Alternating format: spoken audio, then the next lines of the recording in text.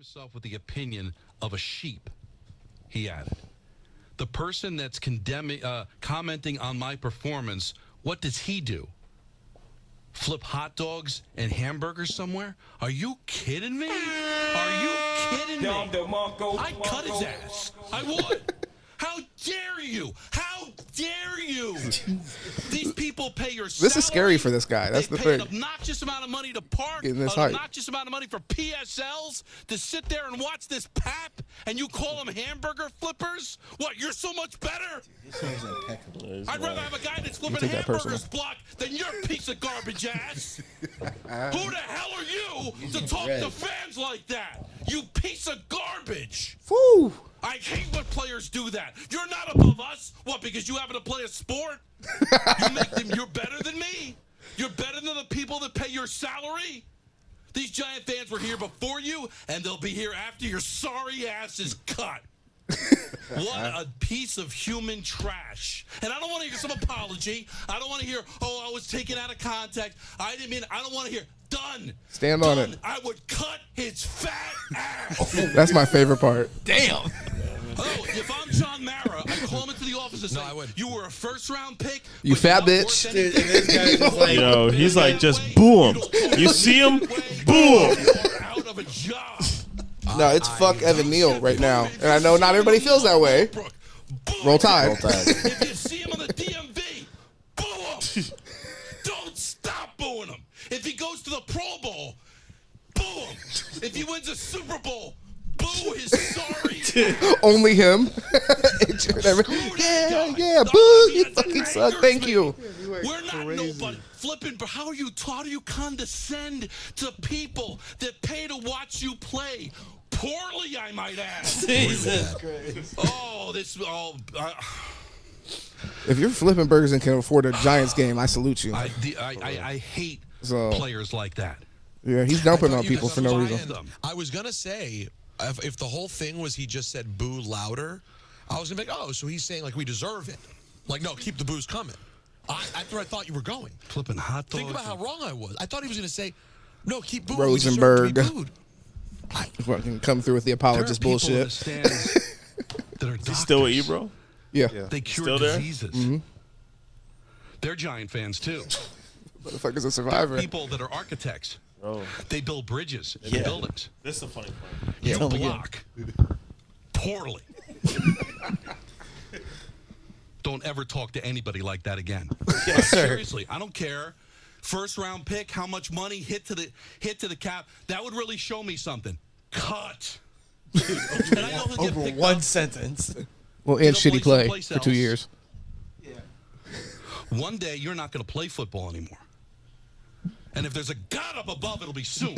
It'd be a righteous thing. I hope you're flipping burgers. Oh, shit.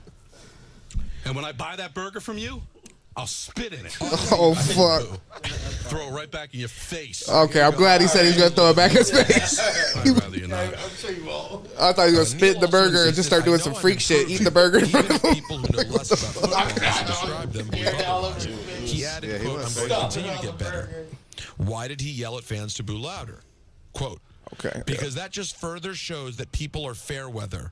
A lot of fans are bandwagoners. I mean, I get it. They want to see us perform well, and I respect all of that.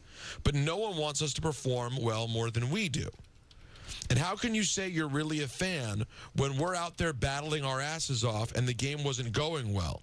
But the best you can do is boo your home team? So how much of a fan are you really? Here's the thing, Evan. They don't believe you're battling your ass off. They think it's a weak effort. Yeah. This isn't the same as Yo, baseball. we let football players get away with using the word battle for way too long. I'm going to be honest. Because he's not making contact. nobody's This is an gonna do effort sport, and no one's impressed by the effort. What's the connotation? Well, like, what connection are you making with battle? Giant fans are fair weather. The last time they played a home game, you lost 40-0. I was associated with, like, war. Like, I guess combat. I guess you could say it's combat. Game at 14 Well, all right. They booed Fair you enough. at halftime because you didn't score a touchdown Yeah, for sure the we fourth consecutive game in the first half. I mean, he was just still cooking his ass, so I just thought we could just. Yeah, I mean, fair context. There is no comparison to real war. yeah. Okay, and football players shouldn't. Well, compare and that's why, themselves to and war. that's why sometimes I But think. what's the other word? Well, no, but I think sometimes that's where the inflated sense of like, how could these people be talking about me? I'm putting everything on like, I mean, but everything else still is true. The people that are criticizing your play or whatever are patrons of the game in some way. We'll have this conversation later with Art and Drake and shit. Right. But it's like, yeah, these people are not just nobodies. You know, they're fans of the team. I think that it gives you the right to be fair weather, even if that's what you want. I'm curious, do you guys have like a strong stance on booing your team that you root for? I mean, I don't know if you've ever been in that position. If you're not playing well, You'll boo. yeah, you need to get booed, bro. Someone needs Yeah. to tell you what the fuck's going on. Like, if You shut the fuck up? Is that the? Yeah. I'm wondering. I- no, I mean, just- somebody that would do the opposite. I want to hear. I'm with Jay. especially as a Dolphin and a Knick fan, bro. Like, I've been booing all my life. we've been through so fucking much, bro. Like, you really Yeah. do, as a fan, you really do. Like, what the fuck is going on? Like, do I need to come run this team? Like, I swear to God, I feel can you. run this Yeah, team yeah, better yeah, than what 100%. the fuck y'all doing. So, Yeah. y'all deserve to get booed. We need you to know, like, cut mean, some players, Yeah. make some trades, do something. Especially if it's something that's not, you feel like isn't being addressed, or you're going backwards on. Like, this is a team that just committed to Daniel Jones. Dude, that's You know what I mean? And I had arguments on other podcasts where they were like, "Hey, that's what it is." Da da da da da. And I was like, "Look, Daniel Jones is trash. We know that, but you want to pay him either way." Like I said, I don't remember if that was any of us, but I'm saying, like, yeah. So that was a move that was justified, and then we see what's happening. This was a team that was were they a playoff team last year? Yeah, they won too. Regressed, and they're making decisions not to pay Saquon.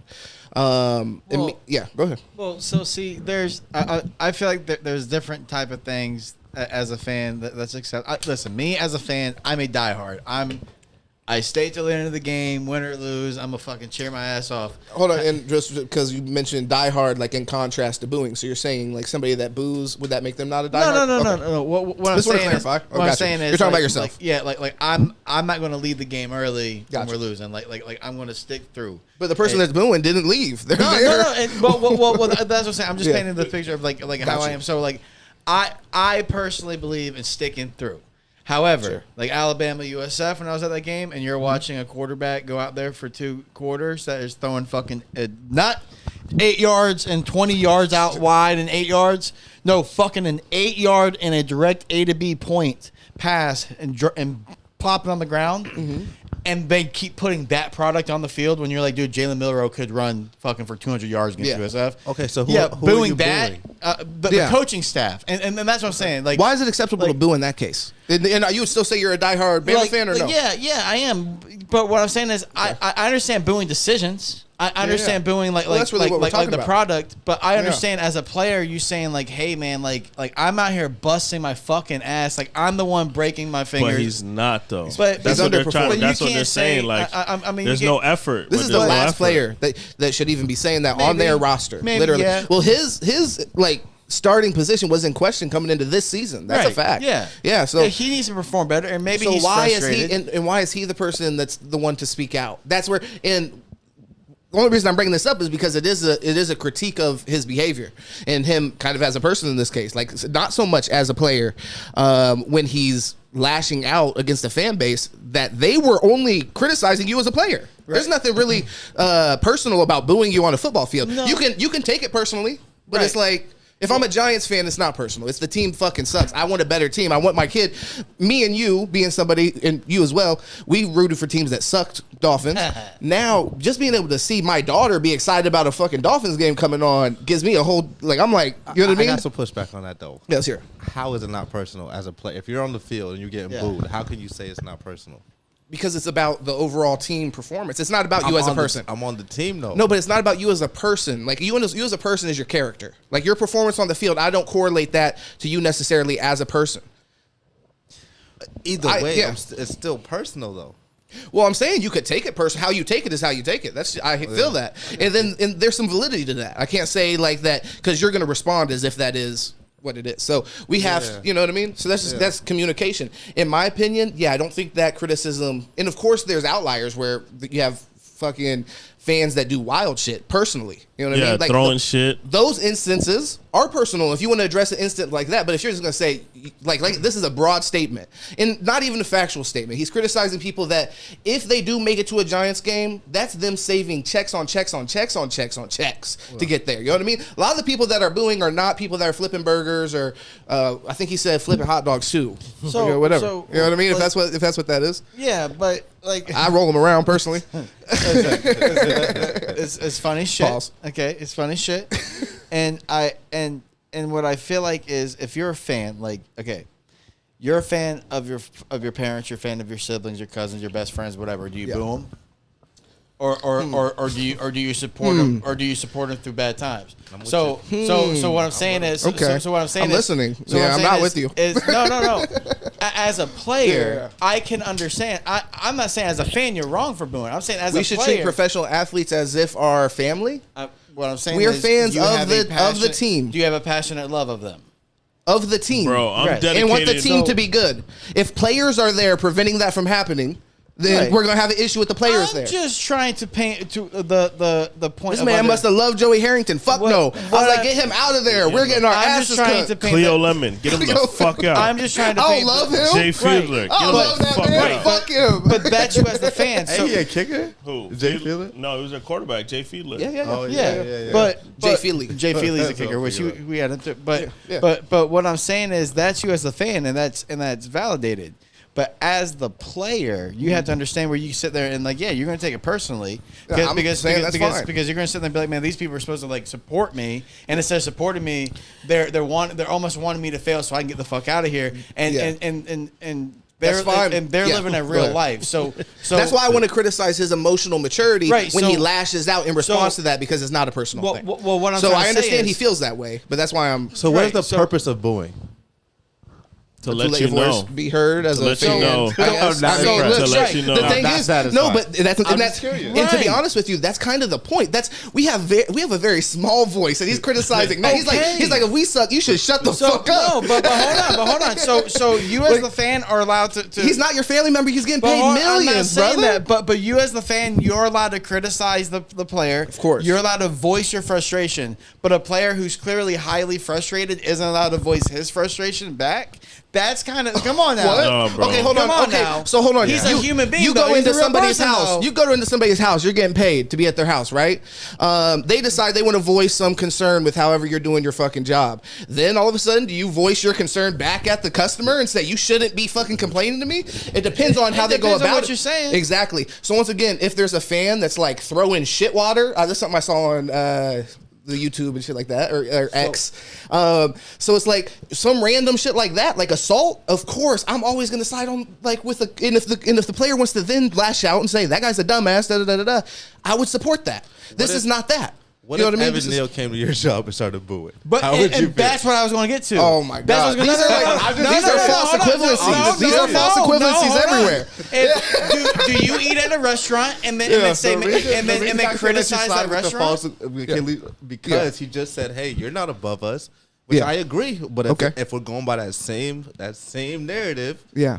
how would you feel? If Evan But Neal here's the came to your difference. job and But said, here's the difference. Hey, Jay, boo! Nah, but if he came in there, he has no reason to boo because we're doing our job. That's the problem. He's not doing his fucking job. No, even if you're you're not not doing going it. to boo someone Even who's if doing a you're good not. job. Okay, but you guys. That's what I'm trying to say. Okay, If- so why even he if gonna you're come not into doing my a good job? I'm doing a good job. Even if you're But if not, I'm though. doing a bad job, then yeah, I deserve to get booed. I deserve to get fired if I'm not doing a good and the job. thing is, let's be also this is why Get me it's the fuck this is why out of it's a there. false equivalency because you're like comparing something that like booing is part of like the social language of going to these live events. That's like to take that away is to strip away the context. If somebody comes into your like restaurant, they can boo. It's called like, hey, I need to talk to the manager. I need to complain about that person, and they do that. You know what I'm saying? They do it, and you got to And accept then how it. would you feel about it?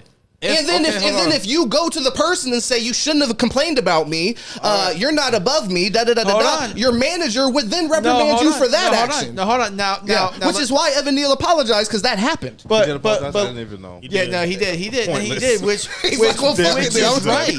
Which is right. Now, hold on. Pointless. Now- You see, I'm red like he is, man. No, you hold done on. made two of us red. No, hold on. Yeah, I'm I'm not listening, saying I'm what playing. he said was right, Yeah, but yeah. I'm just trying to, again, understand what I disagree with, right? Yeah, yeah. because there's a real human emotion behind this. Okay, so let's understand it. So what I'm saying is this is a frustrated person who's obviously frustrated with everything that's going on, who's lashing out. Just like if it's not just about booing. Yeah. These players have Twitter or X as well, right? Sure. So he's going to see all the same shit that all these fans are saying about him, all the dirty ass sideways shit that they're saying about him. Yeah. So there's probably going to be some personal shit that this is coming from. Where you're saying, hey man, like what the fuck? While you're criticizing me doing the hardest one of the hardest professions in the world, which is being one of the best athletes in the world. All right. Hold on. Okay. Come on. All right. All right. Speaking of which, Skill based. No, hold on. We're not I don't talking want to about argue about that. That's a whole nother conversation. Skill but based. okay. No, hold on. As Yeah. an HVAC tech, there's millions Brother, who could do that I'm job. I'm cracking a violin right now. Just because there's a limited amount of leagues. Okay. Give me a fucking Right, break. But no, but Hold on. Yeah. Do we it's feel not- the same way about booing? Let's say about a music performance. Let's say you go to a concert. I mean, I Would don't think I'd have an issue would with you it. still boo? I literally don't think you it weren't affects feeling the your performance? fan. That's a little bit more personal because it's a person. I get like literally one person performing, but even then, I mean, not really. Like if they showed up and they were like high as fuck and like not playing guitar or some shit and dying on You can stage, boo 'em. bro, boo, get them help. You know what I mean? Like somebody, I don't know. There's situations where I think that's appropriate, but with the sports. Well, I want to. If you had a point, I want to let you finish. And get your point. But I want to also be clear. I agree. We already agreed. I want to go in circles. I agree that he can take it personally, but I'm just not excusing that. Yeah, Which I think we're agreeing with because you said you don't agree with I his don't agree with actions. the same, but as far as like trying to decode it, like okay, so Yeah. so what's harder, fucking Okay. doing your average 9 to 5 at fucking Wells Fargo, or doing your 9 to 5 being an HVAC tech or being a plumber, or electrician, or sitting there trying to block a fucking 260-pound man who's running at 20 miles an hour, 19 miles an hour. It all depends who asks that question. Yeah, that's Right. That's so, very. But what I'm saying yeah. is skill based. It's skill based. So you're booing me for a skill set that you don't. Some of these have. motherfuckers can't read. All right, whatever. Right, but yeah, I'm they're not trying not to be going to a disrespectful, professor but- and booing the professor or something they can't do. So Yeah, what I'm yeah. saying is they're sitting there saying like, hey, I'm doing something that you can't do. And instead of like giving any leeway, again, I think it has more to do with social media than it does the actual booing. So many professions, by the way, because you're limiting it. Because I guess, which is fair in a way, I guess. But to, I guess, people flipping hamburgers. But there's so many professions out there that if you've asked every fucking job's Taron Armstead to do, he's not going to be able to do it. 100%. So it's like to say like one of the hardest. Like, are you saying like one of the hardest? So we're looking at a pool of 100, 200 jobs. Well, then, I mean, I don't know. Maybe but yeah, if we're talking about like top 5 hardest jobs in like Skill set. and if we're saying how many people can do them, playing football is Surgeon. not fucking one of them. To be honest. Surgeons one, engineers one. I don't know, but what I'm saying is, skill set. I disagree But with that though. Just for the record. You disagree with my point? bro, the skill set is again. got it on record. Do you watch the XFL? Do you watch XFL? Yeah. Well, I mean, I have. I mean, watch is like that's a loaded term. because Not all the because time. the talent level Yeah. is lesser.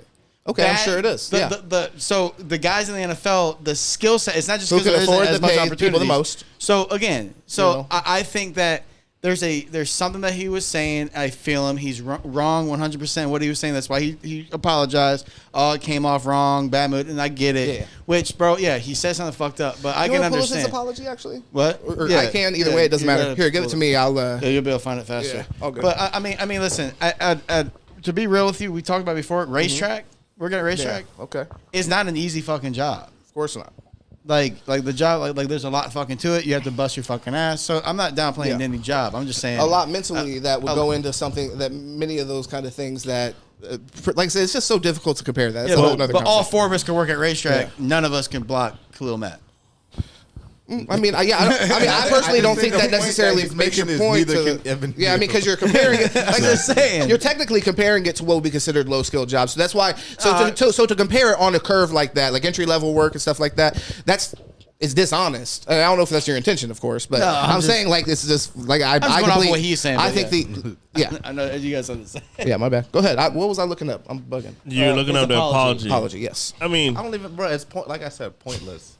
The damage is done. yeah, it's Even already like done. you said, don't But it's do not it even with him the apology. apologizing, bro. There's the PR team's behind Yeah. that, dog. That's That's just all. fair. That's just what it is. Yeah. You fuck up, the PR team's coming to you and say, "Hey, you fucked up. This is what you need to say," and go up there and say, "The AR writers are giving them that shit to say." All right. So we agree that we don't give a fuck about the apology. So I don't even need to look it up. No. All right. I don't even want to waste any of your gentlemen's time looking that up and listening to the fucking Because backtrack. it's not sincere. That's what I'm saying. The backtrack, the bullshit You backtrack. know it's not sincere though, because he can feel bad for what he Holy said. shit. Goddamn, you never said something and then felt bad. You might feel bad, but it doesn't change. That's how you still felt. It might feel bad how you felt. Man, I I might don't feel know. bad. Like, damn, I'm sorry you feel that way to what I said, but I still I must feel be crazy about what I because said. I'm good at like changing my feelings. Be like, oh damn, okay, you know what? I guess. Yeah, I but guess what I why? said was Because fucked up. everybody else is coming against you. I guarantee Okay, if it was but a side that's was what it flipped and it takes. said, hamburger flippers, fuck them. he that's wouldn't what it come back. takes. He wouldn't come back and apologize. Everybody's saying, Hamburger flippers fuck him is wild. Yeah, that But universe, that's I don't what want to it live takes. there. What would you rather him do? Double down on the statement? Yeah. So again, he's No, doing but- what he's supposed but to he do. wouldn't It is in his apologize self-interest, though. though. He wouldn't So it's apologize. tough. Exactly. It's in his own self-interest. Motherfucker, too, that's a It's PR like- move, bro. Yeah. You've never said something sideways to your wife, and then you're like, "Fuck, I'm sorry." It doesn't mean That's that. different though. No, again, yeah, I'm comparing personal and like not. Yeah, but no, what I mean, I'm- you go ahead and say it. False equivalency, brother. It's all over the But goddamn what place. I'm saying is, people Motherfuckers keep say picking it shit up. in the heat of the moment. Sometimes they don't Talk about- necessarily all right. fully mean. Yeah. I'm not gonna say it's bullshit, but No, damn. yeah, I feel you. I just, you know what I mean. I don't think he's a bad guy just because he made one fucking statement. Let's just move on, and then he needs to play better. People will forgive him for that. If he plays better, and then they play better in general, it'll be straight. And then that's really all people will expect. Winning Now, cures all. Yeah, and he puts a lot of pressure on his neck though, because if they fucking He lose, definitely deserved the blowback. yeah, and if they lose, people now he's like, he's got a fucking highlight on him. Who they They're got like- this week? Got the Dolphins. Dolphins. Yeah. Bro, listen, they picked one hell of a week to have all this because they're gonna get their ass beat Yeah, you're gonna get spanked. bad. Yeah. Bad. No, the Their defense has no chance. Which yeah. Go ahead. Thibodeau's a bust. I think to say. they all have a He's problem been- over there. I he's think it's an been- effort. I think he's like a Javion Clowney. Yes, that's what I he said. has coming out. he has the ability, but he's just not putting forth that effort. But I mean, we can't talk. Look at fucking Bradley Chubb. Jesus. Man, again, I'm gonna tell you, pressures fucking matter. He gets pressures, force some fumbles, shit. Man, get off Bradley. I was gonna say, do you? Get off Bradley. Get off Bradley. Protect Bradley at all costs. Bro, That's crazy. if he doesn't show up tomorrow, I'm booing him. Just know that. I'm fucking booing him. I respect his right. No, I'm booing him, bro. I want to tweet at Bradley Chubb. Boo. I swear to God, I'm booing him tomorrow. This Everybody can be motherfucker's- Michael Parsons, man. Huh? Now everybody can be Michael Parsons. I'm not asking him to be, dog. I'm not asking. We gave up a first round pick. I'm asking for sacks. That's what we paid you for, my boy. Not pressure. And we're not getting that. And even with his pressures, this doesn't matter. If his pressures was resulting into overthrows, if Josh Allen was throwing it out of bounds, niggas back there all day on the fucking money. It's fucking Stone Letting it Cold Steve Austin. Yeah, they cracked the Cheers bottle. Yeah, Josh Allen Kansas. was throwing the ball that game. Bro. No, there's no way. Stephon Diggs was fucking inebriated halfway through the game. Bro, Like, come killing on. You think it could be Killing Cater. Thibodeau looking out like, man, we got Daniel Jones out there, man. I don't Like, know, bro. Listen. What I'm gonna But go crazy more for? effort. That's all I'm saying. He just needs to show more effort. When- I don't think he's a bad player. It's just What I'm not. saying, could it be things like that? He looking at Daniel Jones like, man, well, I'm gonna go crazy like this, and I know Daniel Jones. when he was coming Because out, players think like that, man. We can act like they No, don't, I mean but that's they fair. do. Yeah, but I mean like that. Those kind of attitudes. Those it's just undesirable. Yeah, exactly. Yeah, That's why he's in a situation. because He's That's you're, facts. That's you're facts. supposed to go out there and be competing your best ever play for your team, regard like the championship players. That's what they do. If It Evan is Neal's what it doing is. that, He's not. Again, he's not. And speaking of which, I would like to say we got to stop crowning coaches as good coaches. oh wow, Fair enough. Fair enough. We've been we've talking seen- about Mike Yeah, who McDaniel the whole throwing goddamn shade at? time. No, Mike McDaniel. Brian is- Dable, apparently. Brian Dable. Yeah, Brian Dable. No, I'm not going to say he's a bad coach. I'm just not 'cause saying the he's a team- bad coach, but we're I was quick convinced. to say people. I was convinced. We're quick to That's say facts. people are great coaches. Well, I mean, I don't know if Oh, I yeah, said great. coaches. Great, Yeah. great, Or good strong. coaches. Yeah. He's a Or good decent coach, coaches. I think. But I think Let it play. Some people better think- coordinators Let than it head play coaches. out. That's fair. But I Let think it play out. I think Dable's still a good coach. They're just in a bad situation. Fair. They're not good. But Yeah. It's all What's about the difference though what, from this year to last year? bro. Daniel Jones didn't play this fucking shitty. They had Saquon. None of that's coaching. game planning. I think game plan, exactly. I think Practice, one thing preparation. I think one thing is when you're a new coach, teams don't have that film on you to know what you're really running. So it takes a little while. You got to put shit on tape to know how to stop it. That's what's going on. We got a whole season now to see what they did. You know what I mean? So I think that they're just learning. But Daniel Jones was horrible. Dayball also got his job by. That's the Giants' problem. It's not Dayball, it's Jones. Well, no, Yeah, but hold on. for sure. No, Jones For for sure. sure. But Dayball did, to your point, Dayball did get his job because he was an offense coordinator at Alabama when they had Jalen Hurts and Tua. Then he went to Buffalo with Josh Allen, which he really did help Josh Allen that year big time, like understand football, really, like the NFL. Oh, he improved. Yeah, super big time. improvement. And then he got his job in New York. So to your point, he has played with great offenses, great quarterbacks at their level. Sure. And then Who did he coach in Alabama again? Jalen Hurts and Tua. And Tua. He was Tua's freshman year, interesting. and he was the one that was kind of pushing for Tua to start over Jalen Hurts and- preseason his freshman year. And the Dolphins. And are you looking this up, Jay, right now? You know what I'm saying? Come on, brother. You know what I'm saying? But, Look, guys looking crazy. but- No, I'm checking these scores. Dable, no, but I wanted to ask for real. Scores. Dable with Tua. I was just curious. Yeah. Because the Dolphins passed on Dable, right? Yeah. No, we tried to interview him. I know we tried to interview him, but then something happened where he went with the Giants. I know him, Mike McDaniel, and there was another third candidate, I think, that it got narrowed down to. It's just, I didn't know the connection to Tua, so I think that's interesting. Dude, and like I said, shit. I texted the wrong Brian. Yeah, exactly. Oh, shit. no, and like I said, he was going for Tua over Jalen, but Saban, it was obviously Jalen's team. He led us to the national championship, won us the game, and our defense let Deshaun Watson come back 2 minutes. But on Thibodeau, the game. and well, no, he did. He ran us a touchdown. then you lost, He ran that's the in, thing. That's why and then it's funny when Deshaun you say Watson that. 2-minute drill, Hunter Renfro pick play touchdown. They Obviously win the you didn't game. win. That's you understand. Yeah. And well, no, because my point is I was Alabama like, I fans. didn't Once we complain. lost that, they turned on Jalen Hurts, and it was Yeah. like. Okay, well, it wasn't his play. Honestly, the defense lost us the fucking championship. No, I feel you, yeah. But then Tua came in, he looked great, and blah blah. But anyways, on Thibodeau, The rest is history. The one thing I want to say about Thibodeau, if you remember when he was coming out of Oregon and through the draft process, he wasn't much pushing much about his play as much as his brand. He was building a brand more than anything, and that was my biggest concern. Was okay, is it more about your brand and what you are off the field? Or is it what you're going to do on the field? to give you what you need off. I feel like this is already too much time on the Giants. Thibodeau. Oh, yeah, no, I This just is wanted great to for his finish the brand. point because I feel like that is his problem is his effort. But yeah, I feel you. Yeah, go ahead, Jay. No, I just mean So the I Giants think it's just his effort, but we can't say there's a lot of players that want the brand. That's what they should be doing. Like all these older players and all that stuff are telling these young cats, get your bread. This is how you set it up. This is the blueprint. So they should worry about their brand. But you also can't let that production slip. You know what I mean? So I think he just needs to play better. If it's like get him, I don't think he has a motor. That's what I think it is. It's like he doesn't have that. He doesn't have that die. Like once he gets blocked or he gets sealed, he's not going to give you that.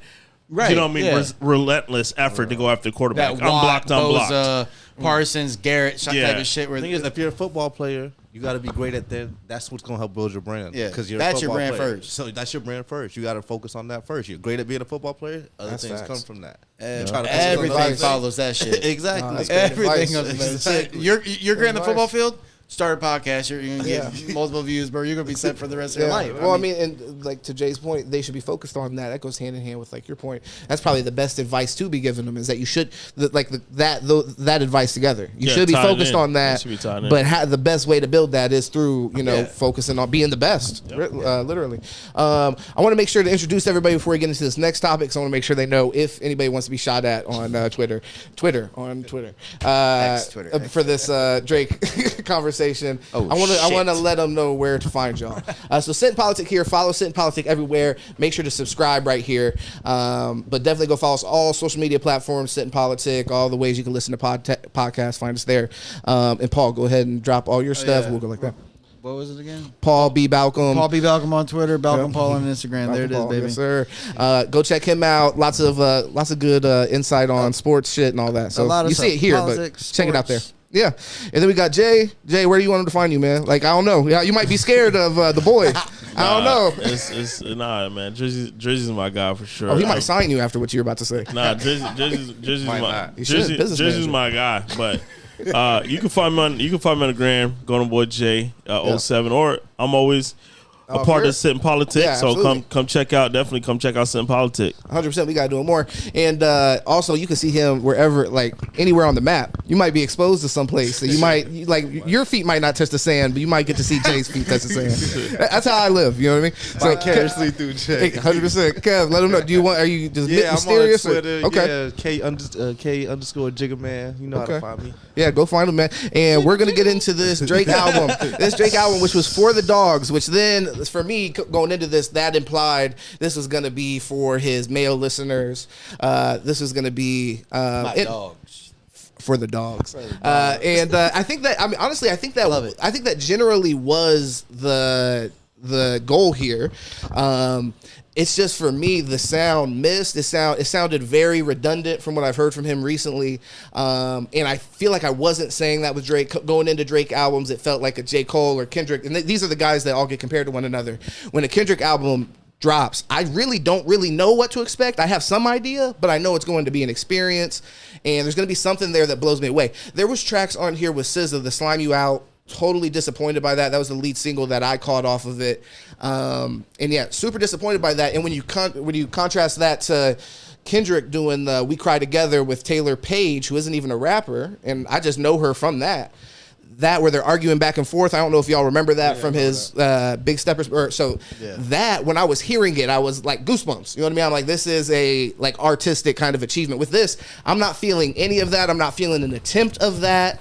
And I hold him to that standard because I think that while he has that obvious mass appeal, he's always been able to still kind of push forward the art form in a way. And I think he's obviously, in my opinion, the number one reason that you hear like Gunna on, top 30 record stations. Like Drake is probably the main reason. There's other guys that came before him that definitely started building that bridge. But the person that made the most progress in his time is Drake. When you think about where he started, where he came from. But I want to hear your guys' opinion, and we'll get more in depth on some of the stuff that y'all will probably remind me of some of the just wild shit that he said. Well, first, just to catch you, like when you said the when K Dot drops. Yeah. I don't think it's a fair It's a fair comparison. Okay. Because they're all three the great. We got Cole, we got Aubrey, we got K Dot, right? Mm-hmm. K Dot drop when? That's true, like once every 4 years. It's not fair. It's not fair to do that because Drake, in one album that K Dot would have dropped, Drake would have dropped 200 records. Yeah. So, but is it fair? It's always going to hit differently. Yeah.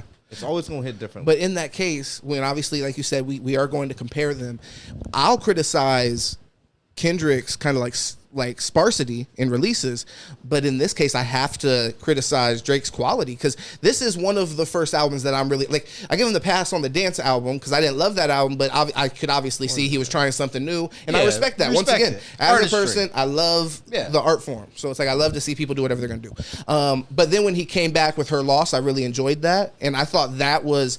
We should have seen Her Loss too, basically on here. Just Drake really get into that sound and really get into. Yeah, I agree. Yeah, because when he raps, like he is, that's the criticism of him.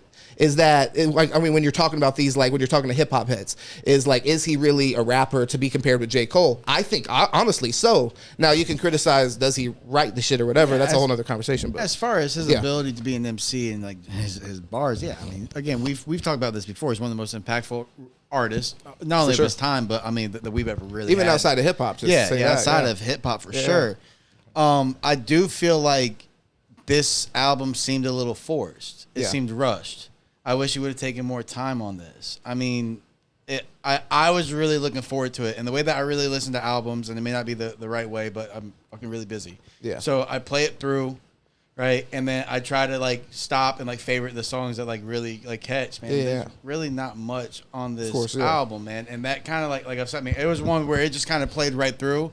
And I went through and I got back to the first track. I'm like, how in the fuck? Bro, there's some shit I was literally cringing. listening to it with It and I was felt listening so to it with my fake and girl. forced, bro. Like, and it's like Drake. I was listening to it with my girl. Isn't that when you're supposed to listen to Drake? But it wasn't working. She was like, "What the fuck is the albums is way different than the way you do it." Right. Yeah. So it takes me more than one time to listen. Oh, to sure. an album first. And me too. And by the way, I want to say, like, because I respect how much people put into it, I feel like you owe that. And I know, obviously, like I said, I got you that last second or whatever, but and thank you for finding time to listen to it. But I'm on the same page as you. I want to hear more of what you're going to say. But Yeah. So, and also it's like different settings. So I'm listening to it on the way to work. Yeah. When it dropped on that morning. So I'm like, okay, cool. Yeah. All right, but there's times I need to listen to it like when I'm chilling in the house cleaning. Okay. Or, Yeah. You know what I mean? And that's not just Drake album, any album. It got to Yeah. hit me. It got it. So I can't even really give you a true. To get the full experience, that is, important. And also for the dogs, I was confused by the title. Yeah. Okay. Because I'm the same way you guys are. Like, okay, is this coming for his male artist? Right. Yeah. Hip hop, like, you know. For all my boys. For all my Yeah, boys. right. All right, guys, calm down. I don't think that's what he meant by that though. As I'm listening to the album, I don't think that's what he meant by that. What do you take it as? I'm thinking he's meaning by like I think it's real toxic Drake. Okay. Like when the song "What Would Pluto Do." Yeah. So like for all the real dog, like Yeah, it's disgusting. disgusting guys, sicko guys. Am I gonna fuck her? Yeah, I'm a fuck her. Basically, is What the would hook. Future do? I'm a fuck her. Yeah, Yeah, like, I'm a fuck her. So I'm gonna do that. I don't think it's more so like a hey, I'm gonna show you guys, I'm gonna bar you guys out and show you guys I can rap. From a savage. For all my homeboys to show y'all, hey, Yeah, I I can mean, still rap. I Yeah. think he just went to show like to a deeper level, like, hey, like I'm going through some shit. Because if you hear the album, he's very transparent. He's going through shit. Yeah. Do you have something to say on that? yeah, I mean, I think everybody was misconstrued by the title. Like, I Yeah. thought I was going to get some old Drizzy. Right. I thought I was going for some headshots for people's head tops. And Yeah. even the sound, like, that's one thing coming in. Drake changed the whole sound of music. Like, the sound. We didn't get that. Like, Yeah. this is sounds like we heard this all before. You know what I Yeah. mean? And that's what music is coming through on a whole. Like, the whole music, Sounds similar. everything sounds just so similar. But even with other rappers right now, like who's the hottest rapper out? Like Lil Baby was on the run, right? People's tired of hearing Lil Baby now because they say it's all sounds the same. So people wanted to hear something, and you're expecting it from Drake, right? You want to give him the title. People know what it is, right? Yeah. They might throw shots at him. But they can never disrespect where he's ranked. Oh, sure. Yeah. Well, his impact has already happened. You know what I mean? Yeah. You're not gonna 100%. disrespect. Like don't try that boy. Yeah. You know what I mean? Well, I mean, yeah, but he is still in kind of like a little bit of a race, that's currently it's still happening. And I think that people, depending on who you are and I think this is part of the argument that Drake isn't that concerned with really satiating like the hip hop audiences, whatever they think that he needs to be. You know what I'm saying? And maybe that's where I'm falling into, you know what I mean? With Kendrick Lamar and J. Cole, the other two that are being compared in this scenario, they both check that box critically, and then also have those huge sales that are not on the level of Drake, but and they also have unique sounds. Where now people sound like Drake, and they've taken his sound and just like warped it, and he takes people's sound, so he sounds like a lot of people. So it's like, I don't know. Here, I think that was really glaring, and there was some shit that as I'm getting older with Drake, listening to Drake, it's like some of the shit is just like, I'm kind of like tired of hearing you say that. You're somebody that I was listening to when I was like in high school 14, or whatever, 15, like 16, maybe middle school, 18, like when So Far Gone dropped, and I'm relating to that and I'm getting something from that, and then you continue to progress and I feel like I'm still getting something from that. But then at this point, I'm feeling like I'm listening to the same shit you've been talking about, this vapid kind of like lifestyle that you're trying to like portray and paint, and there's not really anything past that. Like really, you're mentioning your son a little bit more, but you should be getting more into that. I will say this though, just yeah, give go you ahead. some quick pushback. I don't Yeah, think please. it's a lifestyle he's trying to paint, bro. I think it's a lifestyle we don't understand. Yeah, he I think really it's- lives I think it. it's No, but we different. already have heard it, so that's his responsibility. There's other, like, he could get, and he has the ability to really get into these kind of like interpersonal relationships that he has and make them relatable as an artist. That's his job as an artist. And like I said, if it works, it works. But yeah, go ahead. I think he should have more people in his corner. Like, I think he's too big now. Somebody needs to tell him, like, yo, bro, this shit ain't working. Yeah, this shit might be trash, bro. Like, you got to go back. Like, or go needs a get Dre. or get the fucking writers. Go get Dre. Go get Quentin Miller back, right? Do something. I think you know. I mean, I well, don't know. no. To your point, I think like maybe a really hands-on producer, and to your point with Dre, I don't know if it's Dre or not, but I think maybe having a producer that he works hand in hand, somebody that listens to all kinds of hip hop. I think with most artists, that's when you end up really having a great album. Is when you have an artist get with a single producer and they do a whole project together. Those are some of the most cohesive projects I've heard. Go ahead. Yeah. Right. So you saying he don't got it no more?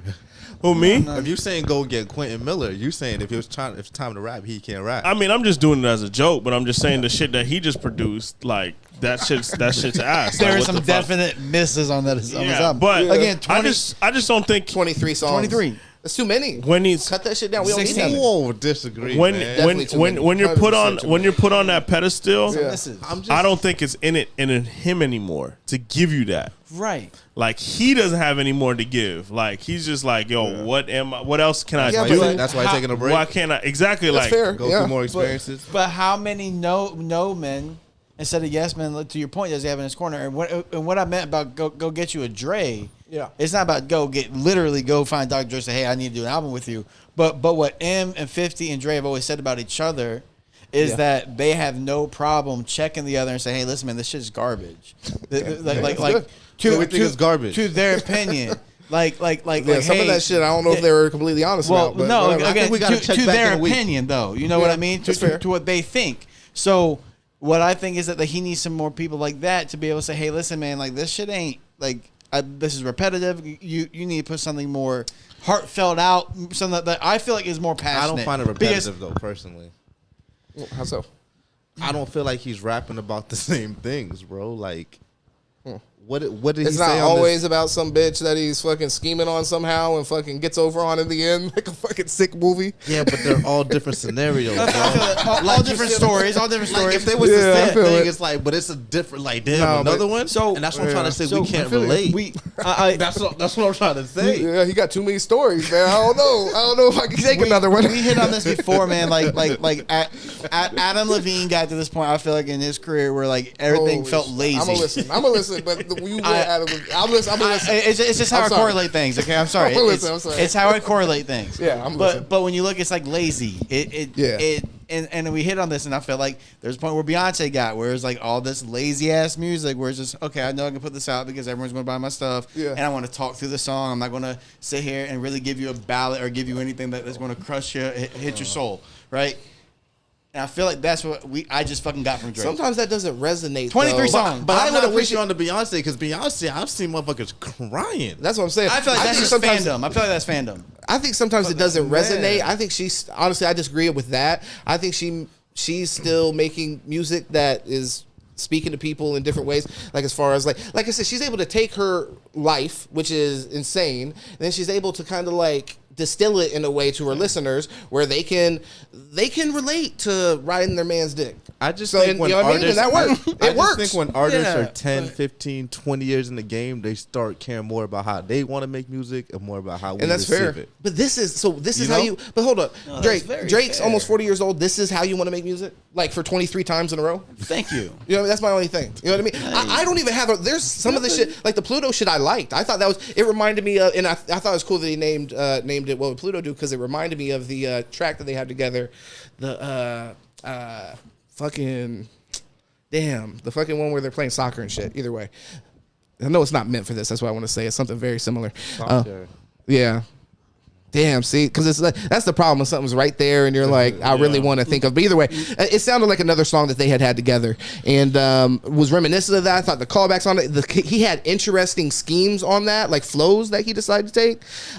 Some of that shit literally sound like he's just moaning in a studio, and he's just moaning in the studio, crooning some like bullshit. What the fuck was the one song where he was saying gangy? Oh my god, he's like, you're too down with the gangy. I was like, this man's 40 years old talking about gangy. What the fuck are we even saying? I don't know. Another thing we noticed though is that he sees everything. He took his shot at Dylan Brooks. Bro, I would. Yeah. Bro, He sees everything, bro. 10 years from now, he invites me to his house. I need to remember not to accept the invite because it probably will be to. But You gonna hear about it on track. it's just like they've said about boxers. Yeah. It's hard to get ready for the fight when you're sleeping in velvet sheets, right? Or satin sheets. What the Yeah, fuck? yeah, yeah. The rich, I'm too I poor to got know you. that shit. No, But, I got you. but what I'm saying is like I feel like you lose that passion. So I feel like, hey man, you get that fucking passion back. Give me something a little better, because again, it's not that it's a bad album. Oh, yeah, it's just not that, what we're it's that expecting. what we expected. Yeah. We want you to be giving us the album of the year every single time. I just think that's the point I think you were right. Yeah, you were right. I think you were right, because I think we were wrong to assume like, okay, Right, for the what it dogs, was, and that's fair. yeah, and I think we were wrong on that. And that may, and to your point, after a week, maybe our expectations kind of change after hearing it with those ears. I just think first. You won.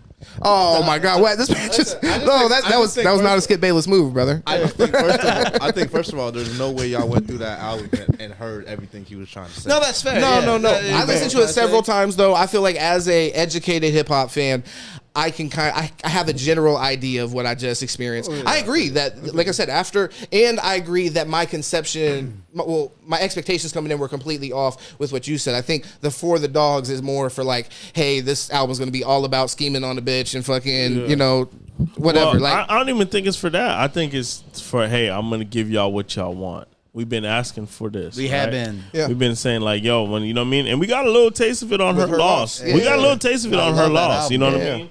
And we thought like, okay, coming off of that, I mean, the album got pushed back and it's coming. It got teased, and we're like, yo, we were ready for it to drop, and then it comes out. When he had this. the hair clips in, though, we should have knew. That was the thing. Yeah. We should have known. Because I agree with you. I think it was right to assume that, but when he had the hair clips in, we should have Also, known. when he dropped that 8 a.m. in Charlotte the night before, I'm like, okay, this really is gonna be like a hip hop album. That's what. And that is true. All of his 8 a.m. series, you know what I mean? Yeah, They anytime go he put crazy. a timestamp on it. yeah, he's gone crazy. So how? Okay, No, but so, that's a fact, and that's kind of it's misleading, whether intentional 9 or a.m. not. in Dallas? Because the rest of the album, 4 p.m. in the rest of the album, the rest of the album is way more in line with like Certified Lover Boy. Like, to be honest, it sounds more like that sound than it does in Yeah. Yeah, so. I mean, I just think I was expecting more. And I know, and that's the thing with Drake. He probably like, I don't give a fuck what people think. This is what I'm putting out. But yeah.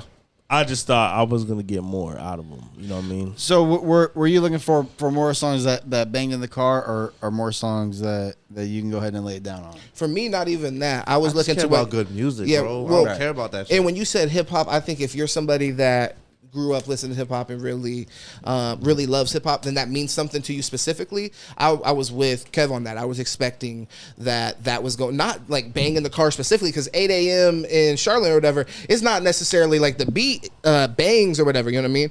Yeah. It's just he creates an atmosphere lyrically, he delivers his, it's just an onslaught. And that's what I mean is this what you'll listen to in the car, you know? I feel you. Well, one thing I just want to say before I forget, when I hear Drake do that in a way, and that's why I want to hear the hip hop album, because it's such a like evolution, in my opinion, of Lil Wayne's style. Honestly, and whenever he does that shit, it reminds me of Lil Wayne. It reminds me kind of the lineage. So, and I'm waiting for that album because I'm right there as a Kendrick fan. I'm a Kendrick fan, but I'm right there with everybody else. I'm not stupid. I'm ready to say Drake is the most impactful hip hop artist of all time. But you really need to give us the classic hip hop album, which, to be honest, it's arguable whether or not he's done that or not. And I was gonna say, man, I think finally this is the album we have to accept it, man. He's not just a hip hop artist, bro. Every album we're just expecting different. Like, okay, he gonna give us that one album, but every album he gotta appease 100 different kind of fans. Yeah, and I'm just like, we gotta acknowledge it finally, bro. Because I keep thinking we gonna get a hip hop album, we not gonna get one. Yeah, and I think he's not a hip hop. I think we can say that he's a pop artist. When bro. he's infused is when we get his best music. Like, don't poke the bear. So it's gonna piss him off. Yeah, so if now this Joe Budden shit would have happened, I'm not saying for the whole album, but we would have had a track about this, and he would have ate Joe Budden alive. He always taking pokes no matter what. Huh? Yeah, he always taking pokes. Yeah, but I'm telling you, I really poked the bear. So he ain't really have nothing that, like, all right, he just out there. Like when he was beefing with Kanye, they was dropping fucking fire heat. You know what I mean? So he didn't really have that. I mean, hey, competition breeds. You know what I mean? I did like Amen. There are a few songs. There's a few songs. Like I said, first of all, I haven't even heard the whole thing. If I'm being 100% honest with you, so I'm just saying. I know how his albums get, bro, and you gotta go through it. He's a two-spin. He's a two-spin. Yeah, you gotta listen to it in different situations. Times. You can't just listen on the way to work when you about to go deal with some bullshit. I've had shit go on me with as far as like Drake albums and stuff like that, and especially when I'm going into it with the wrong expectations. So I am interested to go back into it and think of it differently. Fair enough. Although, you know, it still will affect my criticism because I still think that's fair criticism from somebody he's in that conversation. And the thing is, you can't take him out of the conversation, but that has to affect his standing when you're comparing him to J. Cole, who is. I'm not the How biggest. How about that song, bro? He fucking killed him. Oh my! That's why, bro. The question you saw the other question I put where it's like, who got killed the most on their own song? Shit. Yeah, bro. But see, I feel like that was a problem I had with Drake on the album, if I'm being honest. And I guess really with Cole, I guess with Drake, because the way the way the song came in, they're both addressing the elephant in the room. Sure. Who's the best rapper? You know, Drake should have rapped for real. Like he did his little play, changed the beat. Nah, you should have rapped on the same beat Cole went on. Bars of bars. You should have went on the same beat Cole now went you on. mentioned that too. That's disgusting. That's one problem I did have with Drake. I feel like he should have took that competition right 100%. there. But see, I feel like they're the same but different because again their impacts are different. So J. Cole is more that bar for bar type.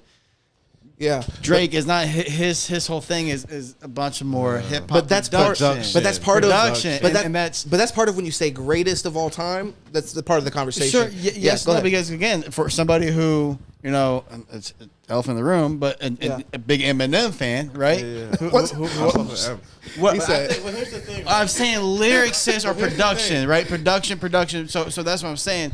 Like I just don't think that. But anytime you bring someone like J. Cole on, he's probably going to fucking body you on your own track. But the thing is, in most cases, but with Drake, that's not just a foregone conclusion. Because if 8 a.m. in Charlotte, Drake would have shown up, it would have been a conversation. Fair enough. So he has that ability, and we as fans, people that have supported his music, for a long ass time, we know that. Go ahead. I feel like it just goes back into what I was saying. We're never gonna get what we want, right? Because we can argue and say who's the better rapper, J. Cole or Drake, right? Yeah. But at the end of the day, if we take a step back, who's the bigger artist? Sure, Drake. It's not even a question. But J. Cole's a better rapper. That's what I'm trying to say. That's part of the criteria. But when you're having the conversation, barbershop talk or whatever you want to say, that's part of the criteria. That's not the whole conversation. I think they hold different responsibilities, bro. Yeah. No, I feel you. You know what I mean? No, I do feel you. I just think, though, kind of the point that I already made is where I kind of stand on it. Is that we know in 8 a.m. and you said it, like if 8 a.m. in Charlotte, Drake shows up on that same track with J. Cole, then it's a conversation to be had. So we know he has the ability. That's not even a question. We're not like, it's not hypotheticals. We know that. It just didn't show up. And to your point, it changed the whole beat. Like really, like he really went away from it. Yeah, he really went away from the challenge, bro. Yeah, that's a switch. He did a switch on the basketball court. He said switch. He really did, bro. I'm not gonna lie. And that's why. But we don't see this from him. Like you know what I mean. We don't see him kind of backing down. He at least would have gave us something. You know what I mean? Especially the old the track though. It was a great track. Yeah. Especially the old. That's one of my favorite. Especially the old Drizzy. Yeah. But I mean, it is what it is. It just sucks now that he's taking a break because the Drizzy that I know, bro, he's a marketing genius. He would have gave us this bullshit, and guess what happened on Monday? He's dropping a whole new album. Mixtape. To flame this shit. You know what I mean? My thing is this though. I would be honest. To flame this shit, like I gave you all this, but this ain't nothing. This is the real shit. That was the decoy. I gotta see it. I gotta see it to believe it, bro. What's that? Because listen, I remember when me and you was in an apartment one time listening on the way to Tampa, listening to Drake, right? Since that time, that was like 14, 15 years ago. Easy. He ain't never took a year off. So I got to see it, bro. Yeah. I got to see it. Yeah, but we're talking about... He came from the Wayne tree, bro. I ain't never seen Wayne take a year off. Yeah. I got to see it. Well, we'll see, but maybe even part of this... Oh, word? But, bro, maybe this is even part of that, like a non-direct... admitting that I don't really have much to. I've been giving y'all like more than like not taking a year off, dropping several albums in a year.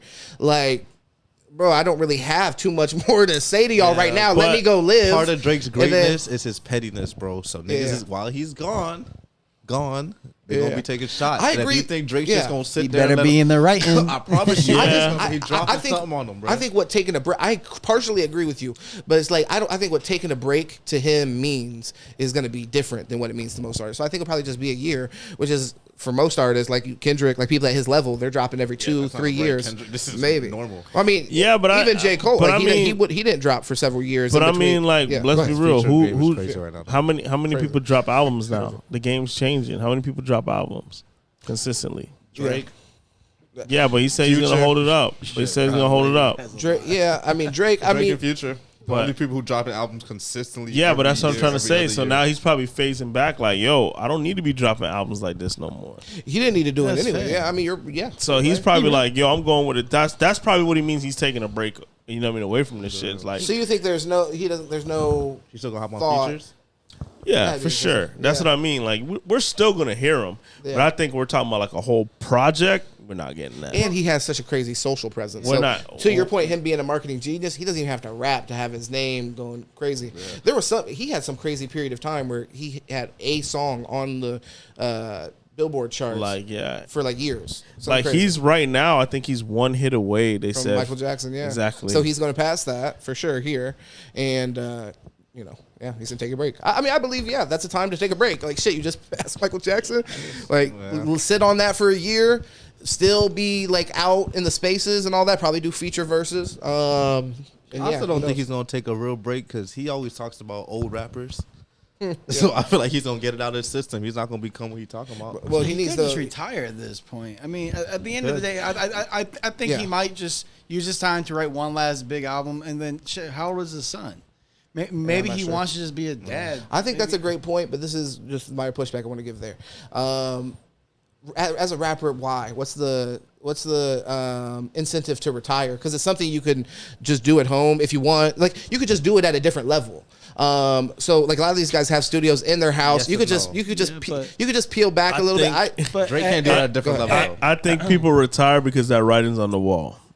but 'Cause They don't can't. want to. They just no one's buying your shit, bro. every time Like you look at all these motherfuckers saying they're retiring. I'm just saying if you want to do it, then my point is like we just had Nas drop 3 albums with that's Hit Boy. 5 years, yeah. They went crazy, and that's where part of that is I just listened to the last part of that trilogy. And it might even be 4 albums, but I listened to the last one of that, and I'm listening to that. I'm hearing how much Nas, and of course Nas always has been one of the smartest, most intelligent. Yeah, that's Nas. Well, bro, but he still has transformed. Like he's talking about investments and shit on his songs now. So- He's talking about family life. Like I think Drake, I respect him as a writer so much, and I think that at the beginning of his career, so much of it was based off like really digging into like empathy and like being able to like that's why he was weird. And it's like now I want to hear that from you as a father. Right. Like I could relate to that, and I know that's your life. Presumably, you got your fucking kid fucking up the album, rapping on this shit. You decided to embarrass him. As a matter of fact, I think he's a sicko. I think like he's one of those parents. He's like, yeah, not as good as me. Obviously, look at him. but I'm Drake. I think with Drake, and with artists, retirement would be like taking like several years off, and then he can do that. I mean, Yeah, but that's not retirement. If you have any, Yeah, you can but just go back into it. It's Yeah. because today's age, you can do anything you want on Exactly. your own. But we're As talking before about that. retirement, you have to then get picked up by a But we're talking about studio. today's age. Right. So sure, that no artist is ever fully retired. Well, just they don't have to. And Right. people do say that, but So- like I said, what's the incentive? fade out. It's not like a football player where it's like, okay, Yeah. nobody will let me play football anymore, so I got to retire. We're talking about a break. So I'm just Usher, saying, bro. Usher coming back and forth. Jesus. no, But He got a Super Bowl. but Sad. like He when deserves it. if 50 were to come out with Man, something, they're not retired. whenever any of these older rappers come out with something, people always got some shit to say about, why are they selling the game? What are they rap about? And then Nas is talking about investments. Most rappers, bro, if you come out at 40 years old and you still talking about the same shit, But- you're talking about at 20. Come on, man. It's But I played will out say for you. this: a lot of rappers, these rappers are older than what we think. Oh, yeah. 2 Chainz when he dropped, 2 Chainz like 40-something years old. Yeah. Jay-Z, look how old. You know what I mean? But even Jay-Z's music changed. Eminem's music. Like I said, we shouldn't separate Drake from these guys and not put saying training it wheels can't on them. change. It's like, well, I mean, but earlier you're like, well, that's Nas. It's like Jay-Z dropped 444. I'm not the biggest Jay-Z fan. That album, hugely relatable, amazing album about like infidelity and all kinds of crazy shit. So I mean, I think that who's the Eminem? Okay, so instead of talking about being a drug addict, he's talking about getting off drugs and being a good father. Like they evolved. Yeah. Like this shit is there's Drake no has to evolution here. evolve. Yeah, But he needs to take that's some what I'm time. saying. Is what I'm that- saying. Better take some time. And You're forgetting the spend- fact he doesn't even want us to know he has a son. But Well, but that changed now. Now he's fucking saying, "Hey, fucking drew this fucking picture, make it my album cover." God, and then let's stop the whole music mid video. Hey, what the fuck is SB for? I don't fucking know. I'm like, what the fuck am I watching, man? This is an idol worship. nah, bro, it's just dope, man. If you in that platform, bro, I'm gonna have my kid on TV too, bro. Fuck it. Yeah, no, I feel you. That's Like, but you know what I mean? Like, no, I feel you. I'm really just just giving him a hard time. All the other shit I really mean though. I was just being funny there though. But so before we get off this topic, I want to make sure that we touch on the Joe Budden part. You touched on it, Jay. But we're gonna read the comment. This was under a post on Instagram from Academics. Champagne Poppy, during his time celebrating his release, he decided, let me just take a second. And if me or you wrote this in a group chat, Paul, they'd say it was a fucking novel. I'll just let you know that. Yeah. So hold on, there's context though. You gonna talk about what Joe Budden Yeah, said? say what Joe. Oh yeah, Joe. I mean, Joe said that one of the things he said he should hang out with people his age, and that he just kind of similar criticism to what we've had, where it's like he needs to update his content. And yeah, so Champagne Poppy's reaction, response to that is at Joe Budden, because this isn't under Joe Budden's post, so he definitely wanted to make sure he saw it. You have failed at music. You left it behind to do what you're doing in this clip, because this is what actually pays your bills. For any artist watching this, just remember you are watching a failure give their opinion on his idea of the recipe of success. A quitter give their opinion on how to achieve longevity. You switch careers because the things that pop into your brain had you broke living check to check.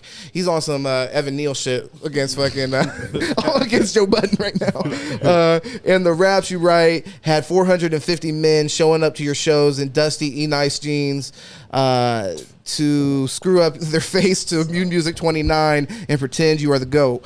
Please, to any artist that's doing what they feel is right, don't let these opinions affect your mindset after the fact. This guy is the poster child of frustration and surrendering. Ooh, yeah. When a motherfucker uses a word to insult you don't hear every day, it stings extra. You retired. There goes that word. And he did. You retired, and we never hung up your jersey. We don't even remember your number. We know you. We know you for doing this. By the way, what we're doing right now. You withdraw from rap, not because you accomplish all you need to. It's because it wasn't working for you. You never want anybody in the generations to think that the whole everybody's entitled to their opinion thing is real. This is a man projecting his own self-hate and the fact I did and continue to do everything he wanted to do for himself. Yeah. If you need it put in simpler terms, I own a 767. He owns a modest house in 7.3 and flies first class on special occasions. The end. And there's no emojis here, just in case you were wondering. He usually was not joking. Throw some emojis. This wasn't friendly. So yeah, and it got a couple thousand likes. I mean, for me to act like Joe Budden shouldn't be talking about hip hop is laughable, and kind of speaks to the sensitivity around the criticism, which may speak to the validity to it, or maybe just insecurity. I don't know, but definitely Joe Budden of all people. And I mean, part of what we talked about, when you put art out, it doesn't belong to you anymore. The point is I mean, it's great you can monetize it, but it's for it to be criticized, or else listen to it yourself. Yeah, I think the criticism, people have an opinion, but I think what he's just saying is this is always what you're getting out of Joe. Yeah, Joe's Bud is always hating. You see what I'm saying? Like, this nigga Joe's not always hating, though. Or sometimes Joe was just talking about. I think it's even deeper than that. I think it's to the point we was talking about earlier, bro. Like, he don't give a fuck. He's telling artists, don't give a fuck what they say. Yeah. If you that's fair. I just think that's what he's saying. Like, bro, if you want to make a certain type of music, don't listen to Joe Budden or that's fair. Anybody. I mean, just saying they don't like the shit. Make the fucking track, bro. Yeah. I think that's to the point. I think that's where he's at. Like I'm saying, bro, he don't give a fuck. Yeah. Same thing with Beyonce. She don't give a fuck, bro. Yeah. Like, I feel it. I'm gonna make my songs, bro. Yeah. For me at this point. Which you know what I mean? I think artistry is beautiful, and I get it. and I'm all for it. But like Joe Budden, yeah, I agree, man. The guy, he's a hater, bro. Majority of the things like anyone great, the man just really just hates on, bro. Like everyone. I don't agree with that. Do y'all watch the show? Be honest. Once in a while. No, I don't watch. I watch it every I watch the episode. clips off of it. He always has fucking snippets. Well, but he doesn't always have snippets, and maybe you catch the ones he's hating. He's just a weird guy. I'll say, but a lot of the times, not a guy I would hang out with. watch him often, bro. Well, this is what I'll say. As somebody that watches the show, a lot of times, to the even point where it's annoying, he's big up in Drake and like giving him like the most credit, rightfully so. You know what I mean? So it's like the clips I watch when he's giving Drake credit, bro. I feel like it's the backhanded compliments, maybe, you know, and that might be my mistake. Them niggas been had beef, bro. It's not like it's always been love. I take things at face value a lot, and that might be my mistake. When I'm hearing him say that, I'm assuming that it's genuine, which maybe it's not. There are times when I catch like a lot of like where I catch sarcasm there, but it's just so consistent that he's like basically he just gives Drake his flowers, in my opinion. Nobody's fucking with him, And I think his criticism there, that at least I had, and I think a lot of us had, it's valid. But I mean, you could disagree with it. The same thing we said about Evan Neal. If he wants to say, and there's a lot of truth to what he's saying. A lot of coming from the highest level of being able to make money in hip hop music.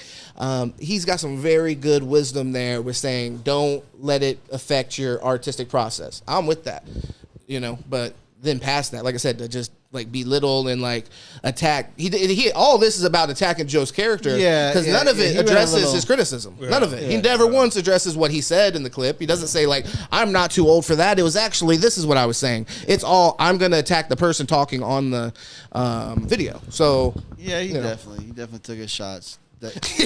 Definitely pulled the whole Richard Sherman. I'm better at life than you, Skip. Yeah, like where he's just like, I did this and I did this and I did this and I did this and you. Damn, that happened on when did that happen recently? No, like 6 years ago. 6 or 7 years ago. Yeah, it came on First Take. Oh, dude, it was beautiful. But I think it hits different because Skip Bayless was never a football player. Joe Budden was a rapper. Right? God damn.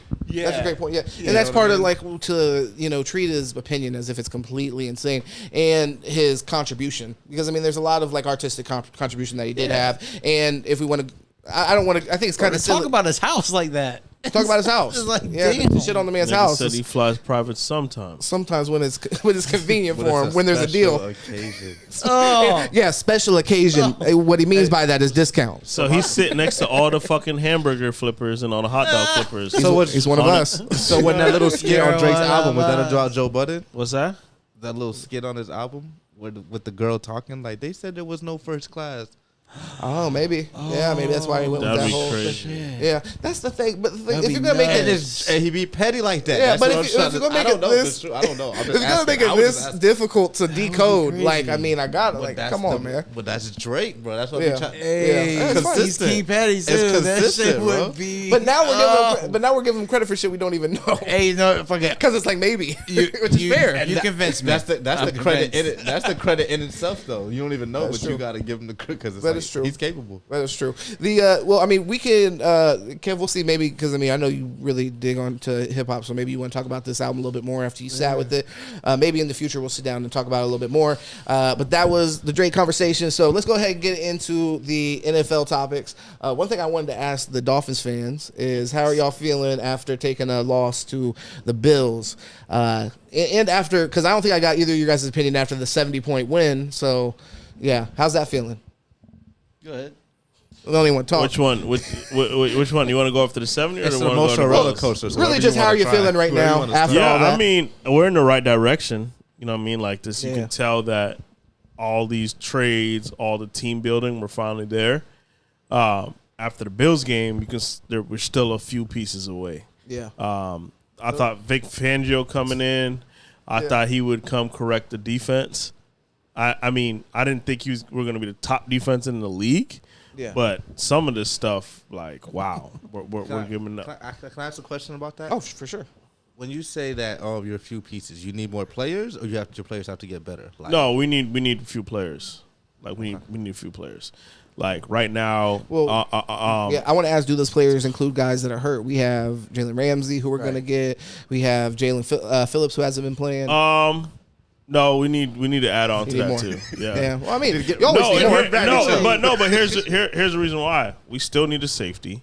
Like that's just a band-aid that we got going on right now. You don't like Deshaun Sean Elliott? Elliott? He's been playing well, I think. Nah, bro. He didn't play last week, right? No, Brandon Jones was in he there. didn't play last week. But I'm bro. I'm telling you, like it's. But you look at it though. Going into it, like you look at our roster on paper. Going into it, there's holes on there. Yeah, but salary cap matters.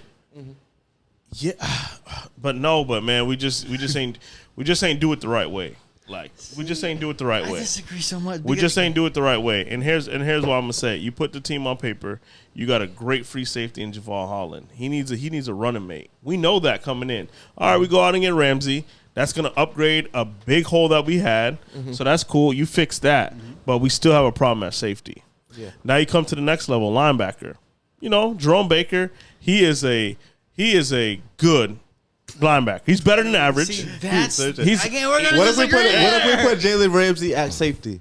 Nah, that could fix some things. That could fix some things. But we still have a problem with Kodu because he's not up to the challenge to guard wide receivers once. Exactly. He's a slot corner. He's a nickel. But I think, listen, man, I think that Deshaun Elliott is a good enough player to not be a glaring hole. And that's the problem, bro. But good enough is not to get us to Super Bowl. But you can't have elite in every position because money matters. So my biggest thing is we're getting an underperformance at middle linebacker, and the reason and there's a perfect clip on X about it.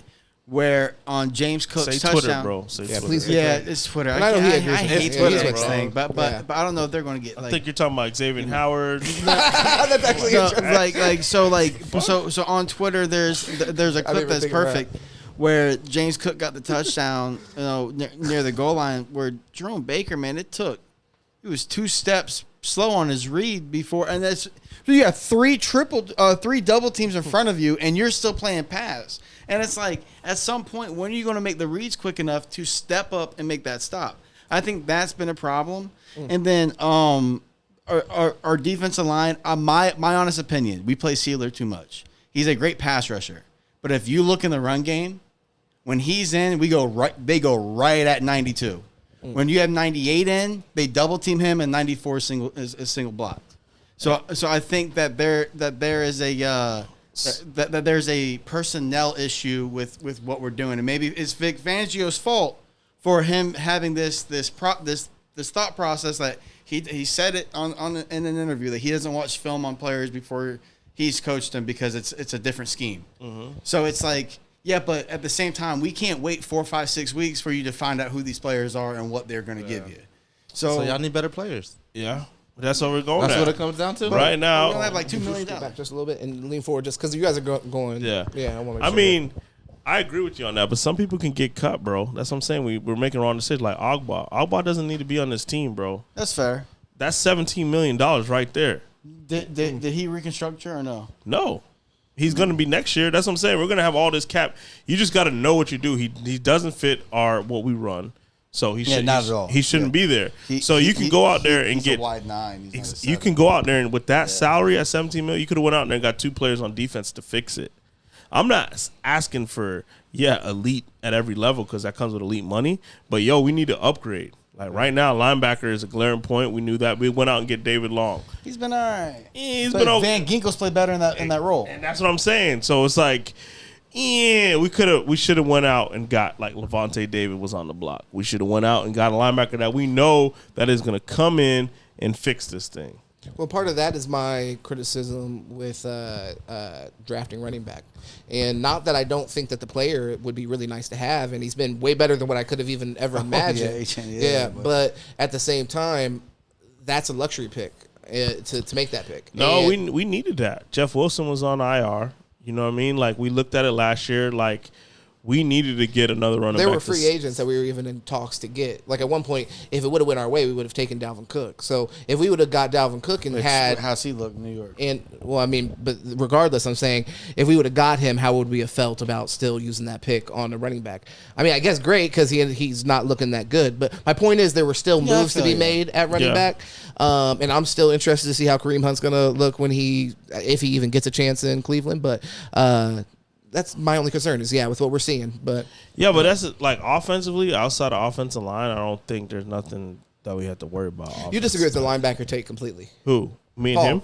Yeah, Paul's saying like he thinks that linebacker's a huge hole for us with Jerome Baker. He's not playing up. Yeah, that's what I said. I don't think it's. And you disagree, is my point. You No, I said don't Jerome disagree. Baker's good. Oh, okay. I said you said he was good, so I thought you were saying. Yeah, but I'm not saying, but he's not good enough. Yeah, that's what I'm saying. He's a chase backer in a 3-4. So I got you now. In our 3-4, if he's not the Mike, if he's playing Sam, I'm okay with it. But him being right there in the middle, man, it's really been an issue for us because he has to be that first one to the hole, and he's not. He's really good side to side. Yeah, you just. When it matters, you need a north and south linebacker. You really fucking do. You need that hard nose. Which again, Van Ginkel comes in and does a great job. He does, but it's not consistent. It's been our best defensive player. Yeah. Him and Javon Holland have been our two best. Yeah. Hands down. Well, Javon Holland got beat a couple times in Buffalo. But I really think, but shit. Not allowed to get beat. Dog. But I'm just saying, bro. Like we're bigging up. Who we get beat by? Huh? We get beat by. Gabe Davis got him on the corner and won. Gabe, but here's the thing is You're putting out of context. We're putting people on these pedestals, and he's a great player. Yeah. But let's not crown him yet, bro. Like this crown is the team that traded Minka Fitzpatrick. Yeah, Flores. Yeah, thank you. That was rough. Yeah, that was rough. Appreciate it. Yeah. No, I'm sorry to even bring it up. I just killed you. But yeah, you know what's the wind so down crazy sails. because Flores not painting him as a villain. All the dude wanted was, hey man, preseason I either need to be 195 or 210. Can you please tell me, or 205? Can you please tell me if I'm playing in the box or boundary? And they said, oh yeah, we'll put you in the boundary. And then they come fuck in. You, do what we say. And first game, he's blitzing from the box and going head to head with guards at 195, and he's like, dude, what the? Of course I'm going to play like ass. I'm not even playing my fucking position. Yeah. But anyways, no. Here, could I just? I want to let you guys. I'm going to let you guys get back into it before we watched that. I want to say that what you were talking about. I have the video here, but it's too long, so I have the quote here. As far as like, Fangio said that he likes to form his own opinions, not focus on what might have been done in the past, which is why he doesn't watch past film on players that he currently has. Right. So those line what McDaniel said about Claypool. Yeah. Yeah. Which is fair, bro. Well, no, I mean, I understand. I do understand the statement, but it's almost like if you're taking over an entire side of the ball, it seems important. And plus, go ahead. What McDaniel said about Claypool wasn't necessarily about not watching his film. It's not taking into account the situations from because they were talking about how he was a cancer to the locker room, and it's like, no, the guy, you obviously had a disgruntled player who came in his rookie year, was dubbed Mapletron because of his resemblance to Calvin Johnson, right? Yeah. The Canadian Calvin Johnson. And then he gets Kenny Pickett, and it kind of goes back Canada, and it goes downhill. Then he goes to Chicago playing that dismal offense. Hey, but hold on, let's not skip his leaving Pittsburgh. And you're a Pittsburgh Steelers fan, so you might be able to recall. Was that a smooth transition, or was it a rocky kind of like? No, it wasn't smooth. It was effort. So one thing about Mike Tomlin is you got to play hard, bro. So he kept having multiple issues about effort. Yeah. So can I ask you a question real quick? Go ahead. Because my wife, brother, they're all Steelers fans, and I hit them with this point. Who's the veteran in that room? Great question. When they let Juju walk, who he was the veteran, Chase Claypool's the veteran. Yeah. He has no mentor. That room was him, Deontay Johnson, and then you bring in George Pickens.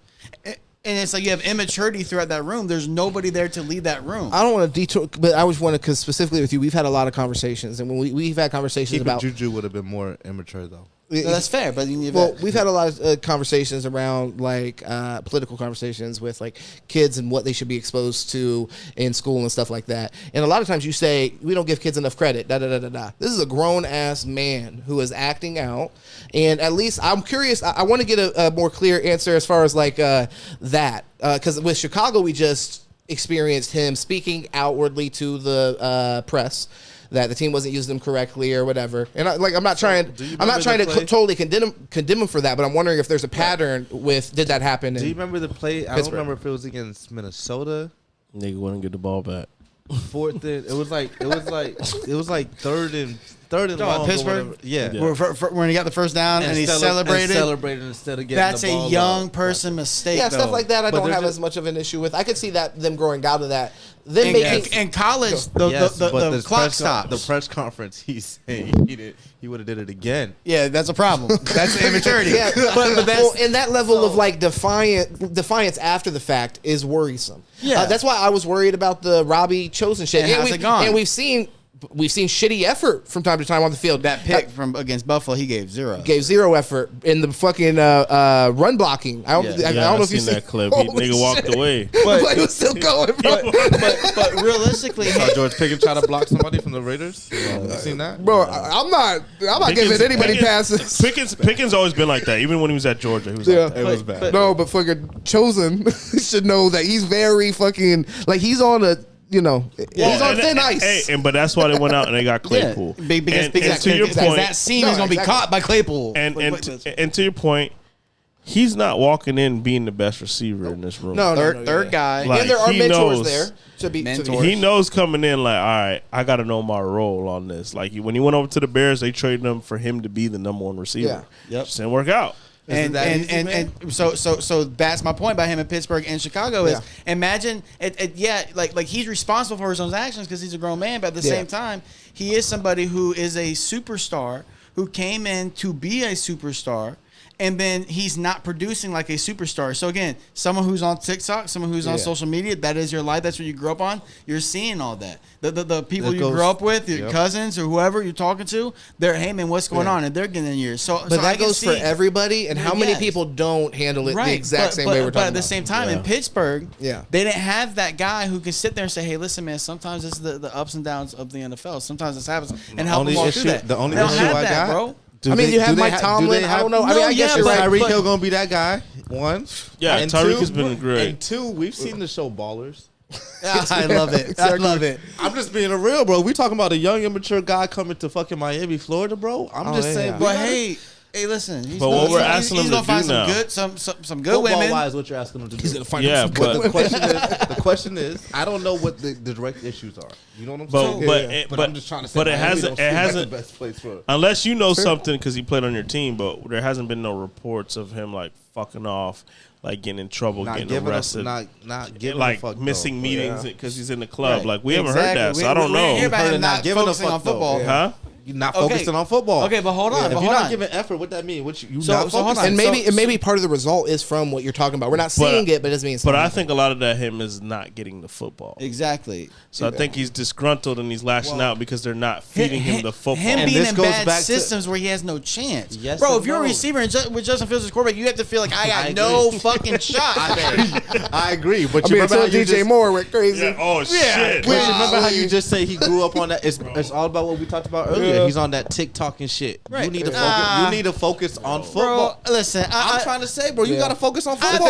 think you can't focus 1,000% of the time. Like you're allowed to have some sort of like no, I'm fun. not saying don't have fun, bro, but you're not supposed to be out here. Bro, Travis Kelce has a after the- podcast every week. Travis Kelce's he's gonna go out and catch you 3 touchdowns Yeah. tomorrow, bro. But It's a is his difference. Tyreek focus has a off? pod, too. But I'm saying, It's a are difference. all these players focus off? I don't think so. Well, I mean, but not everybody who can you are handle at that. work But I'm and who trying to you say, are when at you- home. when you But see Paul, Chase not Claypool, everybody does can he handle look that. focused? Though. No, that's the fair. thing. Yeah. That's So I mean, you fair. have to have some awareness there, and I think you have you're making an interesting point with like environmental awareness, where it's like there's as many temptations in South Beach, Florida, as there is any other place in the league. Yes, but So- This takes me to another point I want to ask you guys, Go though. ahead.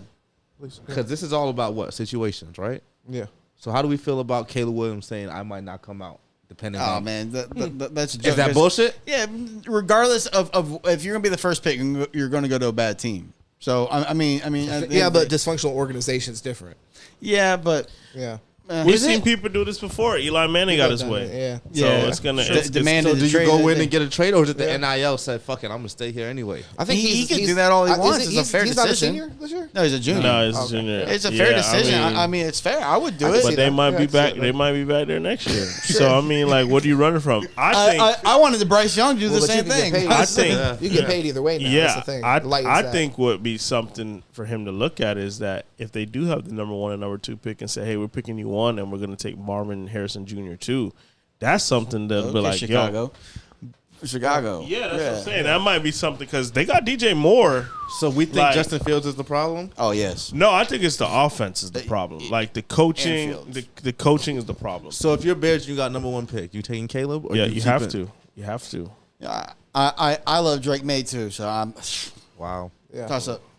I understand that. No Shador? Shador ain't coming out. Dion ain't gonna let him come out, man. Shador ain't coming out, but I ain't They're building that line through transfer no, portal, I and they're mean, going to make a run. We next Justin year. Fields, yeah. they dropped this in the group chat the other day, and I told them that I'll take Shador over Caleb Oh Williams. yeah. Yeah, I love Shador. Shador mentally is. Yeah, I wouldn't. And listen, and listen. No, but hold on. What you're not thinking about is this, and this. I'm Tell me what sorry. I'm not thinking about. Yeah. No. Well, that's fine. Okay. I'll listen. I'll tell you if I thought about it or not. But we've seen him kind of like when they've been down before, kind of like his demeanor. But anytime you sit there and say, "Hey, I'm before my season's over, I'm not going to come out because I'm going to be first pick and I'm not playing for this." It kind of we're talking about divas. We're talking about attitudes off the field and in the locker room. That should say red flag to me. Where I'm saying, Yeah, but are you can you able do to that lead this my year? team? Yes. If shit's going bad, which is going to happen in the NFL, We've seen it before, though. Is it So gonna I hit the can't- fan? I can't say Yeah. no. It's selfish, but we've seen that before. Like I said again, Eli Manning demanded that trade. John Elway did the same thing. Like we've seen this before. Great quarterbacks before. Phillip Rivers too, or he just got traded for? No, he was Phillip part of he got Eli traded. trade. He got traded. No choice. So yeah, fair. we've seen it happen before. I would say wait. I see There's it- been I can other see it as a red players. Say flag, wait? though. I can see that as a red flag. You would say wait, or you say just come out? So okay, me So personally, Arizona got first pick. Oh, I mean, I think honestly, if you're I Caleb go. Williams, I mean, yeah, I it, think it depends. Like, you're the first pick. So I mean, my Do you- opinion. Go So ahead. it's like, well, no, I'm just saying. I think Caleb Williams and as far as like him versus Shador, I just don't think if that's going to be your reason is like because he said what he said about not wanting to come out.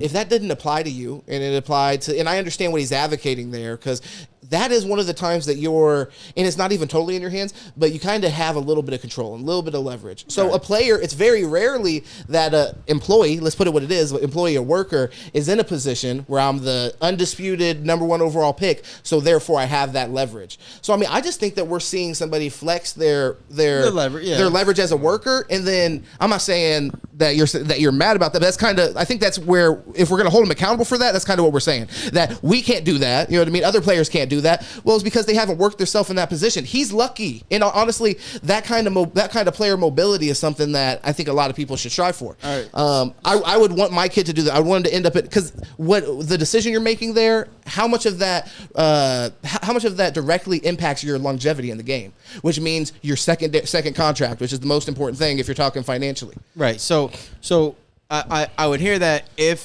he kind of approached it like I had the opportunity to choose to stay depending on how this year finishes. Sure. Again, I think if you win a national championship in Heisman, you go. Like, what else is there in college football? But if you don't, hey man, you're making money, stay back, whatever. Sure. But if he would approach it with, I have the opportunity to stay or go, and I'd like to see if the organization who has the opportunity to pick me is an organization with a winning mindset. Then okay, you saying I'm not playing for any team but team when they have quarterbacks that are starting on their team, that come on, man. What was his So- list? Do you remember? I think it was the Giants. Yeah. I can pull it up. Yeah, you can. my bad. I forget. Yeah, I I'll think pull it Bears up. might have been on that. Vikings. Talented, you can Were do Vikings shit on that there? other people No, the can't Bears do. weren't on there. The Bears weren't. The Vikings, I think, it were on was- there. But it was the Rules are not Vikings. the same for everybody. It's just No, fucking the but- way life is. But no, you're right. Be who you can afford to be. But one of my biggest things about what he said is this: you as an organization, let's say, okay, he plays in 4 years. Now you give him a max contract because he's that great of a player. Because he is he's that great of a player. So now you can't afford to pay for 3 top tier offensive linemen. You only got 2. Is he now going to hold out? Is he now going to demand a trade because you're not building enough around Yeah, him? but that- yeah. Where does this draw the line about your incompetence? But do you see where it's another like small violent, and it's going to affect him and his play. But my point being is like the owners and things like that, they're the ones that want to put caps on how much you could pay people. So you're looking at the player and saying like he shouldn't negotiate his most because there's an enforced cap that the owners want to prevent them from having to come too much out of their pocket for people to be able to argue based off their own value. However many of these players are making, the So- owners are making more. No, Oh, you're right. yeah, No, exactly. 100%. So- But at the end of the day, Yeah. I have to choose between 3 great quarterbacks and say which one do I want? You're to lead saying the owner or GM right now, right? Yeah. Okay. Like, so like which one do you want to lead your organization? You're playing by rules. You're playing by rules that you guys, meaning owners, have set. You know what I mean? So for a player, to be honest, I don't have a ton of sympathy for the rules that you say. You're like, I can't build a team. Guess what? I mean, that's where we have to increase the salary cap. Yeah, but I don't need your sympathy. And at the end of the day, you can argue all you want about logistics, about increasing the salary cap. The reality is it's not happening. So in order to build a team, but in order to build a team, the GMs don't have a say in that. So in order to build a team, I have to have what I can. I have to work with what I'm allocated. Okay, but we have labor negotiations. So as these problems come up, when labor negotiations come back up, that's when you now have to adjust that. So Caleb Williams ain't gonna play till negotiations come back up. Like, that's well, no, he's not gonna take less money than what he can negotiate. I'm not saying he has to take less money. What I'm saying is, where is his attitude going to stop with this whole like? I'm only going to play for this. But here's the thing, though. I think if you even ask Justin Fields right now, he'll tell you not to fucking come to Chicago. So that's where it doesn't matter. No, I feel him. I'm not saying he's wrong, but I'm just saying this. So what he's saying, like we've seen this before. It's not something like we haven't heard. I get what you're saying. Like at the end of the day, hey, if it's not this year, it might be next year. Like you can't run from it. You can't run from it. But he has a choice, so he can actually run from it. But and organizations are important. Do you want to go to Dunks? Look at the Raiders right now. I can give you a list. Question. I got a question. Raiders is on that list too. Raiders is on the list. I got a question. If I'm the Raiders and I got the first pick, right? Yeah. And then Caleb Williams says, I don't want to come to y'all, right? Yeah. And then next year I got the first pick again. Am I picking Caleb Williams? Well, I mean, I don't know. But so real quick, I want to say him and trade him. The list, Raiders is on the list. The only reason I want to mention that. So and this is a rumored list. I guess this isn't like directly from him, but Cowboys, Raiders, Vikings, Giants, and 49ers. Who he wants to play for? Those are teams he will play for, I guess. Okay. Yeah. Okay. If they don't have the pick, then he'll stay in college. All the teams are fucking not going to have the pick. Well, the Vikings might. Yeah. He's basically saying trade for the pick. Trade for the pick. Trade your assets that I want to play with. Dude, get me. And then I'm going to complain about that you're not having a good enough team. He may be impartial to whether or not those guys get traded or not, to be honest. I mean, I guess theoretically he would like to play with whoever you have to trade, but if that trade happens, he obviously would be okay with it. This is his wishes. Yeah. So, like the Vikings or whoever ain't going to be able to. You feel comfortable drafting him? I mean, before he didn't come out because he didn't want to play for you. I mean, I think it would be all about it's meetings. So I think you have to meet with the guy. You have to talk to him, get a feel for it, and see how he feels about it. If he'd be willing to play for the Giants, would he be willing to play for the Jets? I mean, would he, you know what I mean? So I mean, there's other. I wonder, would he be willing to play in California? No LA teams are on the list. Neither of them. I guess. Is taxes an issue for him? Like, Chargers. What's the other LA team? I'm bugging. No, that's Rams. not what I'm asking though. So Rams. No, I mean, he put 49ers on the list, isn't it? Like they are. That's why I said LA. So what's San Fran going to do? They have a fucking $400,000 quarterback. That's how they built their entire team now. So what are they going to do? Trade him and then their assets to get you? Like, get the fuck out. Yeah. That's what they the audacity has a 400. Yeah, Brock Purdy. Gotcha. Yeah, like give me a fucking. Gotcha. That's one thing. The audacity of it alone is like, to me, I'm just saying, dude, say what you want, do what you want. You're 100% allowed, and I'm not going to hate you for it. But I am going to be able to say, hey, me as a GM, that would be a red flag for me. All these teams would want him. But even if you're the owner, and, I mean, I'm just assuming. Obviously, we're speculating, and all of us are doing that. He's a great player. But if any of these teams did put themselves. Where they theoretically had the option to put themselves in position, Cowboys were able to move on from Dak and go to. That'd be a crazy move. Yes, Jimmy Garoppolo. Yes, Kirk Cousins. Yes, Danny Dimes. Yes, and Brock Purdy. Even probably yes. I don't know. Man, Danny Dimes, please. Dude, Kirk. It was out of disrespect. Kirk Cousins. Yeah, he's done with Minnesota. This is it. No. Yeah. He's not in Minnesota, but what I'm saying is, I'm not positive that I would take Caleb Williams from what I've seen in college alone. Kirk Cousins is a long-term good quarterback. You got a guy for 20 years. When we draft a guy, we're assuming we got to a God willing health. You're assuming he's going to be great, but again, it's not proven. So it's like, I'm taking that risk because right now, what are they? 0-4. They're 0-4 right now. And also, best case scenario, Kirk's fault. They're 0-4 though. In best case scenario, they beat the Panthers, so they're 1-3. Yeah, it is because he fucking threw an interception. Pick six, okay. All right, that but I'm talking about to beat the Chargers. He threw a fucking interception on the fucking 3-yard line. This is what we're paying you to do. It's not even this year, bro. It's the same old song, bro. Yeah, Cousins every year, bro. Well, same thing with Dak. It's the same old song, bro. But you look at how much his defense gives up playoffs. And But it's hard to Paul, say even if Kirk, I Kirk, get you. like I to your feel that point, Kirk has performed.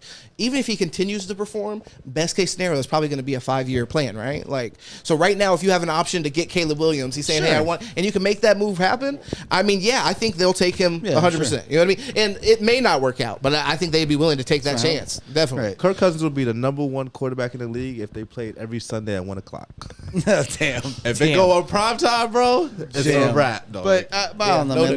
Like Noted. again, it does all matter about building. Sure. Again, everything matters about building. Again, when, as Dolphin fans, we see the difference in the building, right? We see what it all does. We see what the scheme does. We see what the people around you, the culture, which is why I feel like a certain receiver going to a certain place is going to work out because of culture. So, yeah, I think that Caleb Williams is onto something. Well, actually, so just to touch on that, because you touched on the Claypool thing, to be clear, I think that shows confidence. It's the same thing, the Chosen. Yeah. Even though I didn't agree with them making that move, I think it shows our confidence in the culture and that we can bring people in. You saw fucking New England do that. Bro, you have a chance. Motherfuckers that did right manslaughter. now, he has a chance. He went from Facts. maybe having a chance for 50 yards and at his best, 100-yard game to now has a chance, if he just buys in and does the right shit, to not only win a Super like he has a chance. I'm not saying we're going to win. Has That's a all you chance to need. win a Super Bowl. Yeah. And then also Yeah. be an asset in an offense that's proven to be the #1 offense in the league. So it's like, and why with what- wouldn't you buy in? And at with that what point? we have from the other perspective, and with Now what it's we we. have bought in, I mean, it's very little. It's like, yo, diehard Dolphins. Yeah, if he ends up going over the top, then it's like our investment was very, very little to round to pick. get that. Yeah. Hey, So but it's like, you mentioned New England. So how do we feel about Bill Belichick, man? Ryan's on the wall, bro. Is it official that it was Tom Brady and not Bill Belichick? You can't say that with 6 Super Bowls. Again, I think it's a 50-50, and the offensive line really. They look terrible, The bro. offensive line. Again, it's a whole different roster than what Brady ever had. Like, Brady, this is the same roster with Brady, bro. no, it's not the same roster with Brady. They had me out there. The entire offensive line They is had different. me out Dude, there catching no, he's saying passes, it's bro. the same caliber. no, it's not because Brady never played with a bad offensive line. Let's not act like Brady ever played behind an offensive line. Who's his best receiver beside Randy Moss? Shit. Deion Branch. Kevin. Hey, Troy Brown was Kevin. raw as fuck. Hey, Edelman, Welker, Gronkowski, Hernandez. Rob Gronkowski. Dude, Yep, you're all but good. hold on. Give me that. Listen, I'll give you Troy Brown. You people can say what they want. Troy Brown won a Super Bowl in New England. Aaron and Hernandez. in that Super Bowl, he started receiver boy. and corner and kick returner. So Troy Brown was such a good athlete that he started 2 positions in the Super Bowl. Troy Brown's a fucking baller. But here's the thing. I think the point that Tom Brady was making is that I can't keep doing this. Why At didn't the end of his career, you kept giving me scrubs to play with, and I kept making us get to the playoffs because I'm so good. But I can't keep doing this, bro. Hold on. What has he done without Gronk?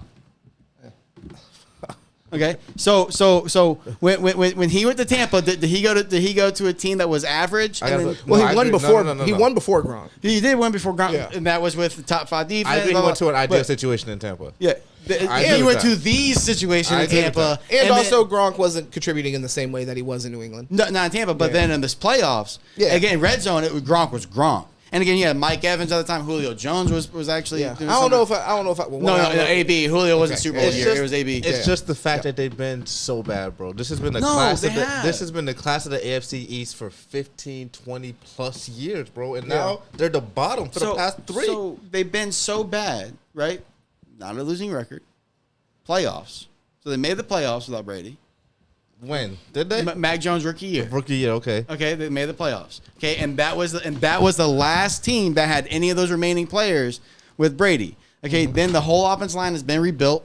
Okay, and you see that they're trying Who's to build in charge of it though? It's Bill. No, that's fair. But also, he's trying to go with the same structure that he always has. And I think these players have been different. They're not going to buy in the same. But if you look at the team that they built right now with Bill O'Brien, The only point the I'm trying to make with that, structure though, is the exact same as the structure that they had with Brady with a Exactly. 2 tight end system. But the problem is, Don't have Brady. No, they don't have That's the problem. Hernandez and Gronkowski at tight end. Did you have another response? They have Hunter Henry. Brady. Oh, okay. They have Hunter Henry. They have Hunter Brady. Henry and Mike Gesicki at tight end instead of Gronkowski and Hernandez. They have Yeah. Devontae Parker and Juju Smith-Schuster at wideout and Kendrick Bourne. That offensive line gives 1.5, 2 seconds to throw. Name the quarterback that's going to go into that offense right now and make Figure them it a out. top tier offense. So, like for instance, last year, didn't they not even have an offensive coordinator, bro? You're right.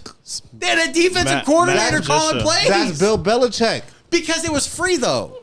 Right. I don't care the reason. That's But Bill Belichick. what's crazy is that wasn't even. But listen, what's crazy about Bill Belichick is he's such a good coach that he still actually won games where they had a winning record. Ignorance is bliss. No, So, bro. shit. Give me an offensive coordinator. You could listen, have But won 11 games, but he bro. needs to build a better roster. Ignorance is bliss, bro. I can't And that's do what shit happens like with some that, bro. people. That's what happens. They think that they're so great they can get away with things, and it backfires. Like, what the fuck are you doing having Matt Patricia run your offense? That was arrogance.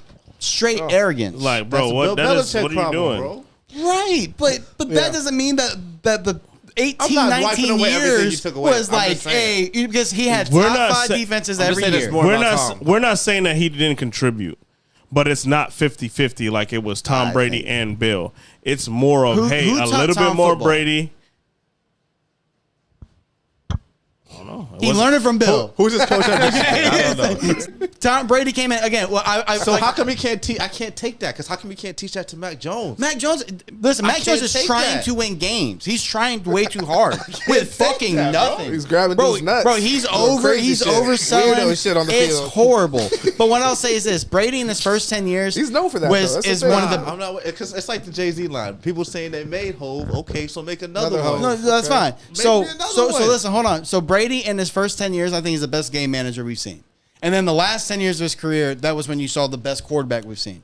Okay, but I think in those first 10 years, he had to learn a lot from Bill Belichick. And it was him maintaining. Are you what talking Bill about Tom Belichick- Brady? Yeah. Again, bro. All right, hold on. Can we Brady give you didn't another? come in Brady and was was the the best best quarterback of all time. line. And this is Tom Brady saying this. Hove did that, so hopefully you wouldn't have to go through that. Come on, man. What the I don't fuck? even They knew like how to Tom win Brady, already. bro. I The don't thing even is, like Tom the Brady. thing is also in reality, Belichick was learning with Tom Brady to a certain extent because the most success he doesn't have the when we're talking about Gronkowski, he doesn't have the benefit of pointing to success that he had before Tom Brady. Like it's kind of minimal. It's the same kind of success he's having with Mac Jones. Didn't they go to AFC Championship game with Bledsoe? Is that when he got hurt or? He got hurt the next year. Yeah. So I think they lost in the AFC Championship game. Then the next year they got hurt, and then he could come back for the championship. But they started Brady, and then they went and won the Super Bowl. Okay. But the problem is Gave it to him. Jimmy Mahomes. Garoppolo looked like a Brady in that offense. Yeah. And then Matt he went Castle. out, and Matt Castle went 11-5. I He got hurt first game, right? So I mean, again, it's not that Brady. Well, you have is to respect the Brady. sustained greatness, yeah. Brady's Brady. Yeah. But again, it's like okay, both of them are as great as they are advertised, and I think that Bill Belichick is not only is he having a worse team, but at the same time, the division, the Bills weren't the Bills when Brady was there. The Dolphins were not the Dolphins, and the Jets were the same Jets. But the division was the worst division. Patriots would Yeah, still they be had up they there. had an easy win with the division, but I agree with Tom Brady's just the greatest quarterback of all time. Yeah, which I Greatest think- winner of all time. Which when you're saying they're both I like Manning what so much. we think they are, or you said something like that. I'm paraphrasing, but with Belichick, do you think he's the greatest coach of all time? A football coach. Man, I love NFL football coach. Tomlin. Yes. Okay, Tomlin's up there. Tomlin's mine too. Because I think this would have been the perception. I think that's in doubt. With Tom Brady, he left. He went to Tampa Bay, and he solidified that. Okay. Yeah. So it's like He won a ring. when we have conversation about who the greatest quarterback of all time is, that's really not in question the same way with Tom Brady as it is with Bill Belichick. If Brady went to Miami and didn't win the Super Bowl because he didn't go to a stacked team in Tampa, okay, then theoretically, of course. yeah, right, Yeah. would he? Because we know in reality he went and won a Super Bowl. That's why I just got pushed back on it. But The it's reality we know is he ridiculous. won. It's so ridiculous to Yeah. sit here and act like that team, with Winston breaking an interception record, they were a winning team on the cusp of the playoffs, and then they had the number one offense. The dude led the They league were in 7-9. touchdowns. They weren't winning. Oh, Well, I'm just saying. They were right, you're right. 7-9. But he had a he led the league in And interception, touchdowns. he had like 34 picks that year. He led the league in touchdowns, yards, and interceptions. Yeah. Right? So then you just got to say, hey, if we take away 20 of your fucking mistakes, we're a damn good football team.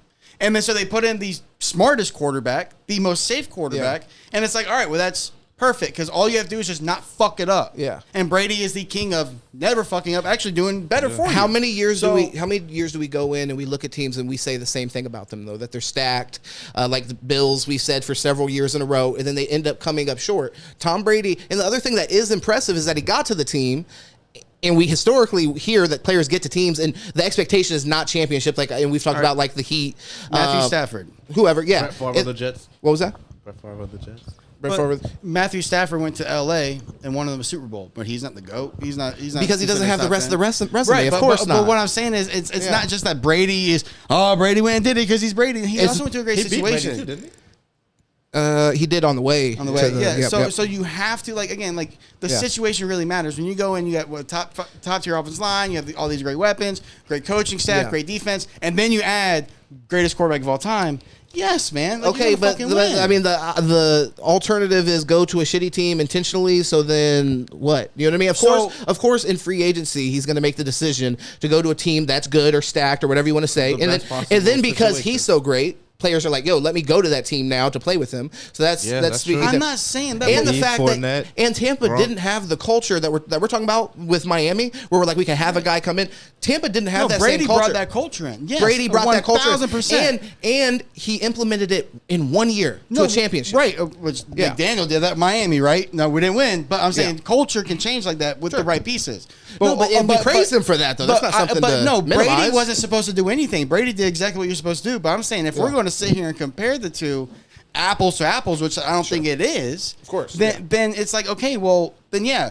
Did Belichick leave New England, leave Brady in New England, and say, all right, I'm going to go take over the best roster in football, and if I don't win a Super Bowl, then judge me? No, he lost his quarterback, which again he let him walk.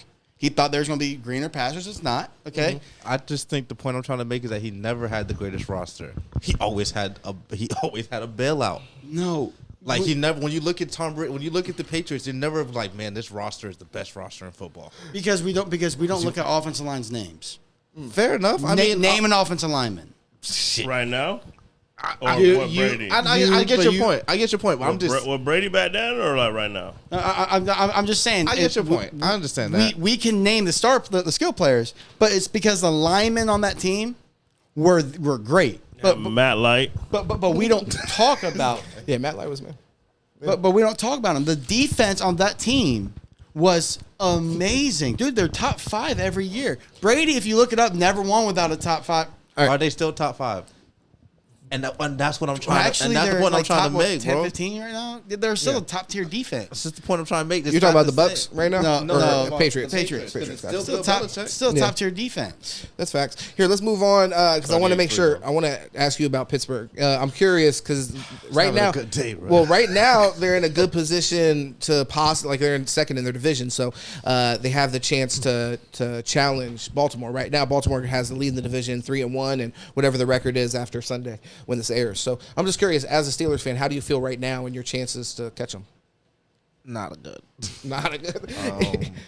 For 2 reasons, or Yeah. I should say 2 words. Matt Canada. Oh, okay. Yeah. I'm looking at our offense, basic. High school. High school, there's nothing sexy about it. It's the same. Najee Harris has no chance. Although I will say Najee Harris' explosiveness has not been for me. I'm trying to see a little more. We have that other guy, Warren. He come out the block fast. Yeah. Same 3 yards per carry, but it's just a faster 3 It's yards. just the fact, but it's just the scheme, man. We just don't like our defense is good. You can't expect your defense to win every game. Yeah. Came against the Browns, scored 2 touchdowns. Came against the Raiders, played great defensively. Your defense can't win every game. And I love Tomlin. Yeah. I love Tomlin. my biggest thing is Yeah, how, Mike how Tomlin's long the are they GOAT. going to stretch this out with Matt Canada? This is year 3, right? Well, Mike Tomlin just said changes are going to be made. But And then they went to just full padded practice. Well, that was the change. and I think I want to see a But change. Matt Canada got moved to quarterback coach and off. So he's now Yeah. both. So I think More accountability. Yeah, No, yeah. The Take buck away- stops with him. Take less. Give him less, not but, more. but well, then they're pinning on him right now. the problem seeing is it. Tomlin Give him in the less. Rooney family, all of them, they're so loyal. But the problem is, if you fire him right now, who are you going to replace him with? That's the thing. So I know Steeler fans, and I would It's just love a it problem. too. It's- yeah, Call it's week Big Ben 4. in, say, hey, come call plays. yeah, But it's too late. You got to implement a whole new system. But that do it at the offense- bye week. I'm sorry. Bro. I don't care, bro. Do Bill Belichick and have my defensive coordinator call the plays. Get Matt Canada the fuck out of there, bro. I'll be honest with you. Calling them a high school offense, it's a compliment. no, honestly, is an insult to to some other high school offenses that aren't just calling a jet sweep on every 1st down and 10. Yeah. That isn't calling a screen pass on every 2nd and 7. So I will say it's like it is the most repetitive bullshit. Dude, you got a 250-pound running back and your number one running play is outside zone out of shotgun. Get the fuck out of here. A lot of it falls on Mike Tomlin too, as much as I hate to say it. How much you put on Kenny Pickett as a because I mean I know you're always as a fan you're always grading your players in a way and like you know How much do I analyzing them. put on him? Yeah, well I mean I'm gonna put 20%. and how has Not a that lot. how has that affected you kind of like analyzing his play? Like are you automatically like last year like. Not that Tua played great last year, but with the injuries and stuff like that, there was the murmurs or whatever. I was automatic like, of course we're going to give him what we saw. We're going to give him another shot. He's our quarterback going into next year. That's not even a question coming into this year. It's now. different things. So Man. I'm wondering how you Tua feel. was on the number one team, the best quarterback on the number one team. Came highly, like we knew when Tua was going to the league what we were expecting. Kenny Pickett came from Pittsburgh, good quarterback, but it's nothing Still like. there. But nothing like, oh my God, this guy's going to change somebody's franchise. Yeah. So I think he's a good quarterback. I think it's going to take time. I think He's a winner, man. he's a winner, man. But it's not. It takes time. Ben Roethlisberger. Not everybody's going to be Ben. Not everyone's going to walk into that situation. That situation. Our defense was tremendous, bro. Yeah. You know what I mean? So I think Kenny Pickett just needs a little bit of time. It's not on him. Our offensive line is trash. Are you giving him next year already? Kind of regardless, I'm giving unless him- it completely goes to shit. See, I'm a Steelers fan, man. I'm longevity. I'm giving him more than next year. I Okay, feel like this is the quarterback of the future. Yeah. So see, my thing on Kenny is I think.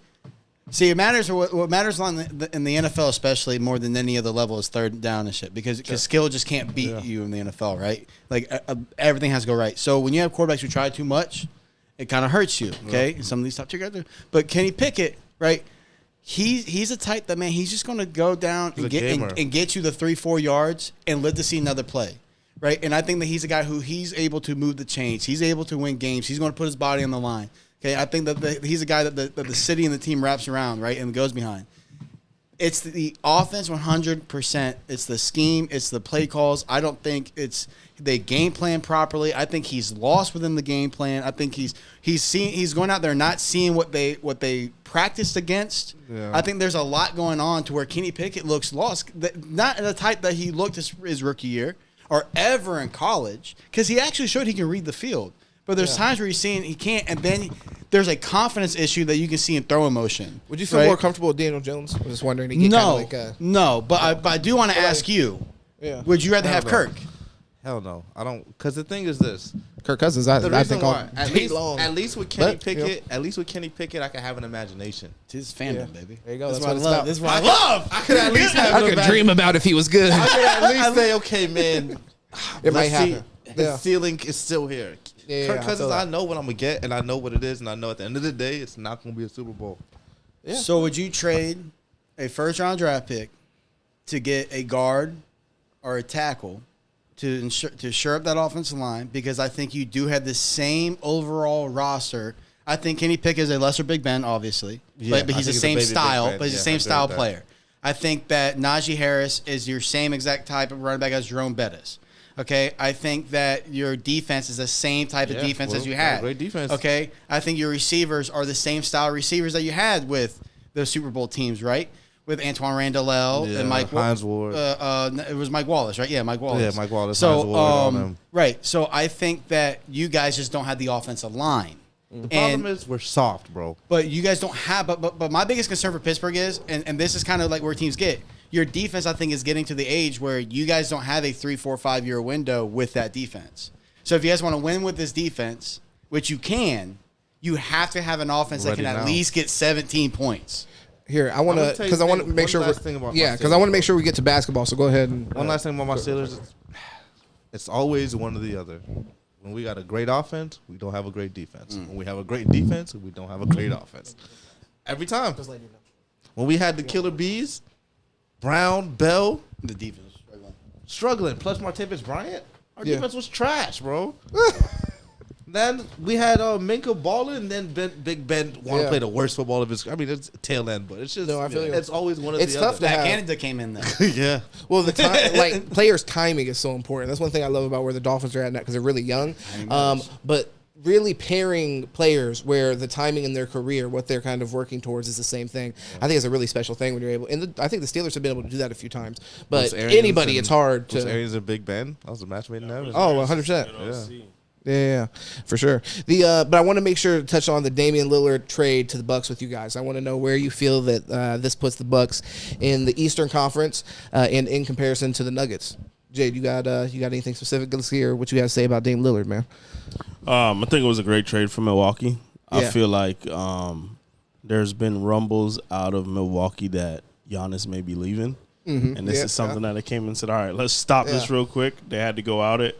Another move another good move also good for Milwaukee is that Drew Holiday is up for a contract next year.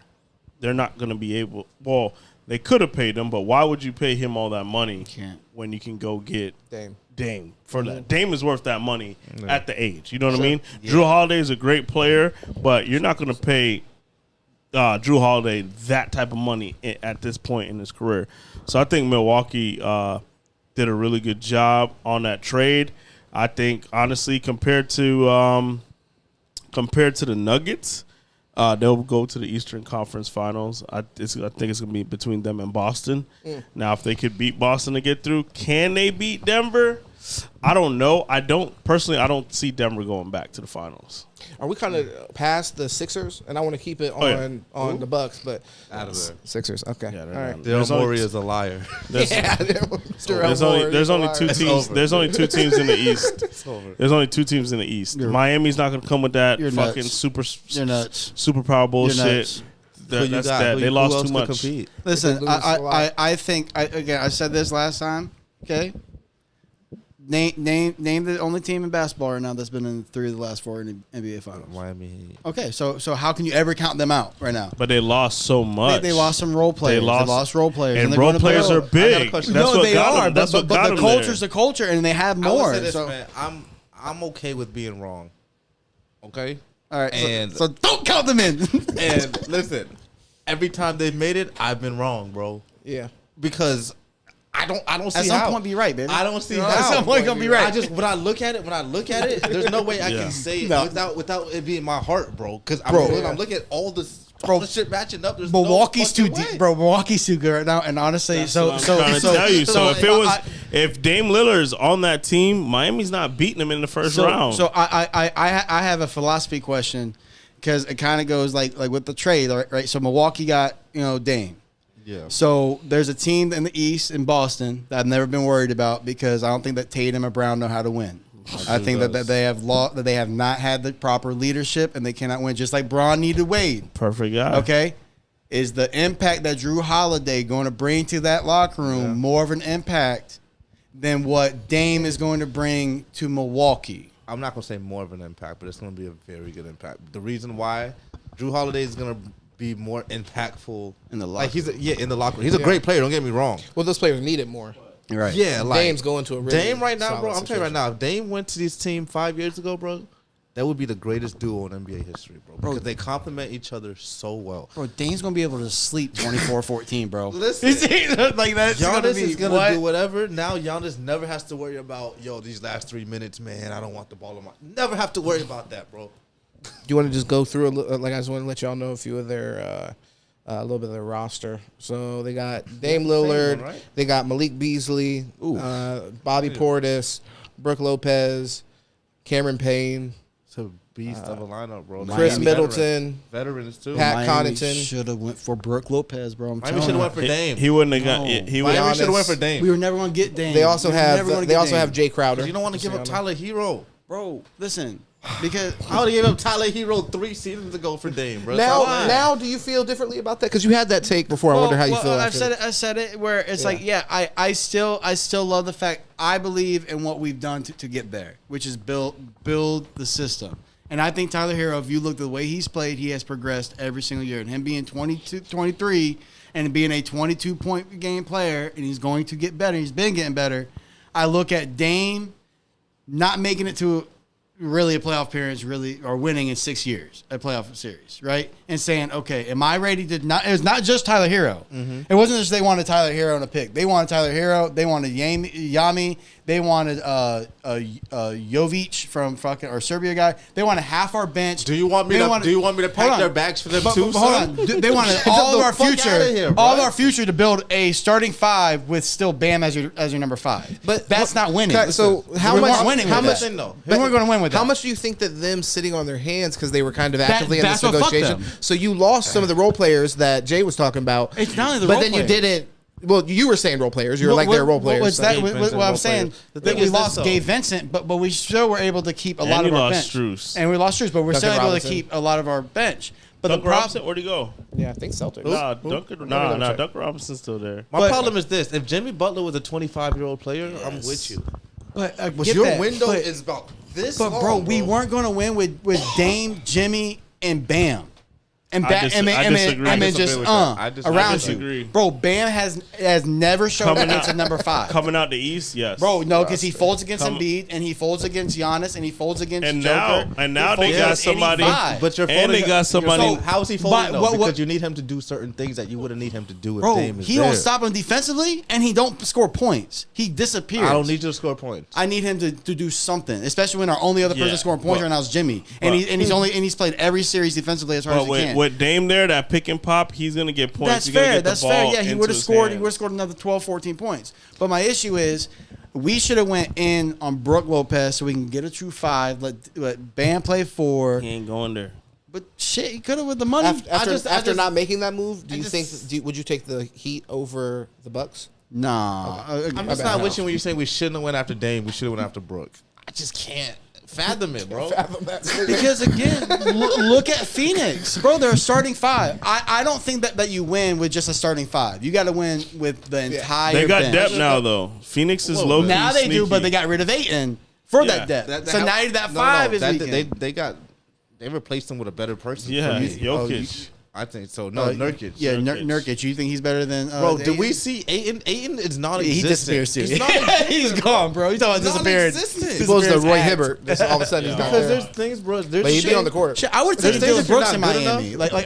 I would have taken us Dylan Brooks. I would have taken us building a cast. Yeah, Dylan to- Brooks is to not play. bad. It's just that he needs to shut his fucking mouth. He's That's one the of the players problem. you love him. You love him on your team. If he's not Yeah, on he's your like team, another so. Pat Bev. I It's just knew we that. weren't getting a Dame, and then the report comes out that Portland only gave Miami one chance, anyways, and basically just pulled their dick the entire time, and that's ridiculous. By the way, East and West. So the Nuggets being the champion and like decisive champions last year. We have Milwaukee looking really formidable. Is there anybody that you see challenging them out of the East or the West? Yes, Who's that? Los Angeles Lakers. Lakers are going to be good this year. Phoenix Lakers. Suns. Phoenix Suns. Okay. Lakers are going to be good this year. Houston Rockets. I think they. Yeah. I mean Where's- the Lakers. Why is it that you feel that they're going to take a major step Who forward? the Lakers? Yeah. They got the deepest team in the NBA. We'll 1 through pull up their 10. roster. Very fair. And on 1 top through of that- 1 through 10. On top Like of that, they got their whole training camp. Oh, remember, they made all these trades mid-season. Yeah. Awesome. It's Yeah. hard. It's No, hard. they did That's- you don't lose see that. Malik. No, it don't matter. Yeah, he didn't even play playoffs. Huh? Yeah, it don't 'Cause, matter. you know, It don't there's matter. players who are Hey, good. hey, Austin Malik Reeves is Beasley. balling who, too. who you say that lost? Malik Beasley. Malik Beasley. Oh, Malik Beasley. Okay, yeah. It don't He's matter. on It the really don't Bucks. matter. That was just He was on the Bucks. Yeah. That's a good piece, but That's a big piece. when it comes to playoffs, Yeah, but they got Gabe Vincent to fill his void. But that's huge. Them getting Gabe Vincent's I'm telling huge you. in LA because that's what LeBron fucking needs. I'm telling you. Gabe Which I'm Vincent- saying right now, bro. that's good. I'm not Okay, saying huge, hypothetical. I know it's bullshit, hypothetical, but I would have much rather seen LeBron with Dame than LeBron with AD. To be honest. I mean, I just think that's because AD's injured. I think if AD was to stay healthy, it would have been something different, AD bro. was But we still never up. really saw what it could be.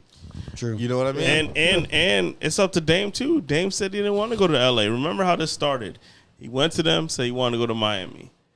Whatever, they yanked y'all chain not to go to They said, Miami. "Fuck Then you." he had to come back and say, okay, I can do in Milwaukee. I can do whatever else. And that's Well, why he they said went he never happen. wanted to leave. Period. Well, did you hear the story about he showed up to camp and then told him, the no GM going back. Yeah, he's like, I'll play or whatever. And the GM wasn't talking to him, like ignoring him on some childish Yeah, shit. and when you write off people, you write off people. You got plans. That's what it was. Bro, they Yeah. traded his number 2. They traded away his co-star. They needed to. Though. And it's And just they did fucked what he. nothing. We're talking about McCollum, it's right? fucked what Yeah, he. but then did nothing. It's Like, fucked up what he sacrificed because this is a player that at the peak of his, well, maybe because he might even be at the peak of his prime now, but I mean, in his younger prime, he made a conscious decision not only make the decision to stay with his team, but be vocal about it and be vocal about how he thought that was important for the culture of basketball. He made that decision and stood by the Trailblazers. It might not be the same GM or whatever the situation is, but that should mean something. When we're talking about players and we're defending like Evan Neal's, I have less of that sympathy for him as I do Damian Lillard, who literally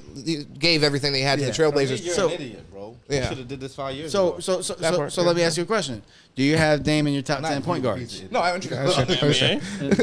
Ever. Like where is he? Top 10, top 15, top 20? Ever? Yeah, point guard. You can go combo guard because he's kind of point guard's kind of a cheat. He'd be top 15. I don't know if I can give him top 10. So if he has 2 titles at this point of his career, is he top 10? I have to really look at it. Yeah. If he had 2 titles, would he be top 10? If he had 2 titles? Yep. Yeah. See, and that's the thing. And that's why it kills me what Portland did. Because he stuck by you, sacrificing. That could have his been what he legacy. sacrificed. Sacrificing his entire legacy, which matters. Which fucking matters. Sure. Like it does. But he didn't do that for Portland. He did that for himself, bro. I don't because he ain't like. He could have always said, I want to trade, bro. He's always the one who said, it ain't like Portland called him and said, hey, I want you to say that. I want you to be loyal. But nah, I'm staying here. But he's doing it for them, though. What if he's doing it for the fans to bring something to Portland, and then they never gave him the support? And plus, Portland wanted him to stay. They kept on giving him big-ass contracts. And then now that he finally is like, hey, man, my career is fucking, like, Dame Time's almost up. But we've been telling him this, though. We've been telling him this, but he tried. But man, he hung on to the We did tell relationship for a Dame, little to bit be fair. longer while she kept doing him dirty, but he tried. Damn. Real quick, all your homeboys said you had We're all real quick, because y'all mentioned the Lakers, so I just want to say I'm just going to touch on a couple of highlights on their team. So obviously Anthony Davis, they got Rui Hachimura, which he was amazing on their team and really was efficient. Honestly. Remember, all these players a year. Exactly. Another year better. Exactly. So Jackson Hayes, you got LeBron James, obviously, Torrin Prince, Austin Reeves is back. You got Cam Reddish now, which I think is from a measurable standpoint is a freaky player in the right system. D'Angelo Russell, which looked great until we got to the playoffs. It looked shitty in the playoffs, but I mean, you know. Got Gabe. Yeah, and then Jared Vanderbilt, Gabe Vincent, and Christian Wood. So Christian Wood could lock in. Exactly. Yeah. And they got Christian Wood on $2 million. So who's your 4th team in the West? If you have it Denver and Phoenix and LA, Sacramento. Well, and we've been perpetually waiting on the Clippers. When the Clippers first came together, that was the team going into the first 2 off seasons they were together. Analysts and stuff like that on ESPN, they were saying this is the team to beat going into it. But they could never keep it together. Go ahead. Are you guys dead on Golden State? I am. I am. No, yeah, I couldn't write them off. Yeah, but that's almost a team I that think Chris Paul is a great trade for them, bro. Well, and they're an older team, so that's almost a team. I wouldn't be surprised to not see them ranked 4th in the West, like playoff seeding. But that would be a scary 7 seed, scary 6 seed, and I think they could do some damage. Yeah. If it was Chris Paul last year instead of Jordan Poole, would they beat the Lakers? Oof. Yeah, that's a great question. I don't know. I wonder. Got swept though, my boy. Is Zion going to stay in New Orleans all year? They got swept, bro. Holy shit. The Warriors got swept? Swept. Damn, I thought they got. Damn. Ain't no way. The Warriors did not get swept, bro. You're bugging out. Swept. Nah, you're bugging out, bro. They got swept. No, they did not. How much did they win? It didn't go no 7 games or nothing like that, bro. They got swept. 5 games. Yeah, or 1. Gentlemen's sweep, I bro. thought it was 6, but 5. Well, hold on. It might be 6. I don't, because I'm pretty sure. Yeah, it is. It's 6. It was 6. Yeah. I'm just saying, would have made a difference.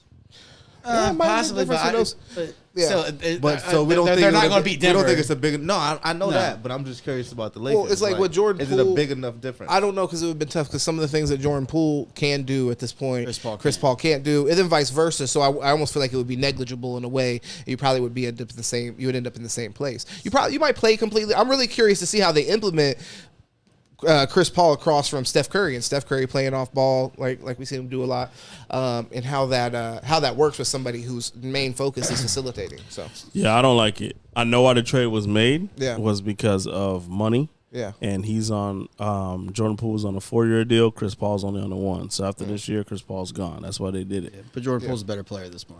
But he's not playing for you though. He didn't want to go out there on the floor. He's not giving you nothing. He might be a better player, but that's not my. So Steve, it might be like, hey, he's a little toxic. If we play 1 versus 1, sure, you might beat him. But I need team basketball, baby. If I'm Steve Kerr, I need to know when I put out my second unit, Because, bro, I don't know what the fuck Jordan Poole gonna do.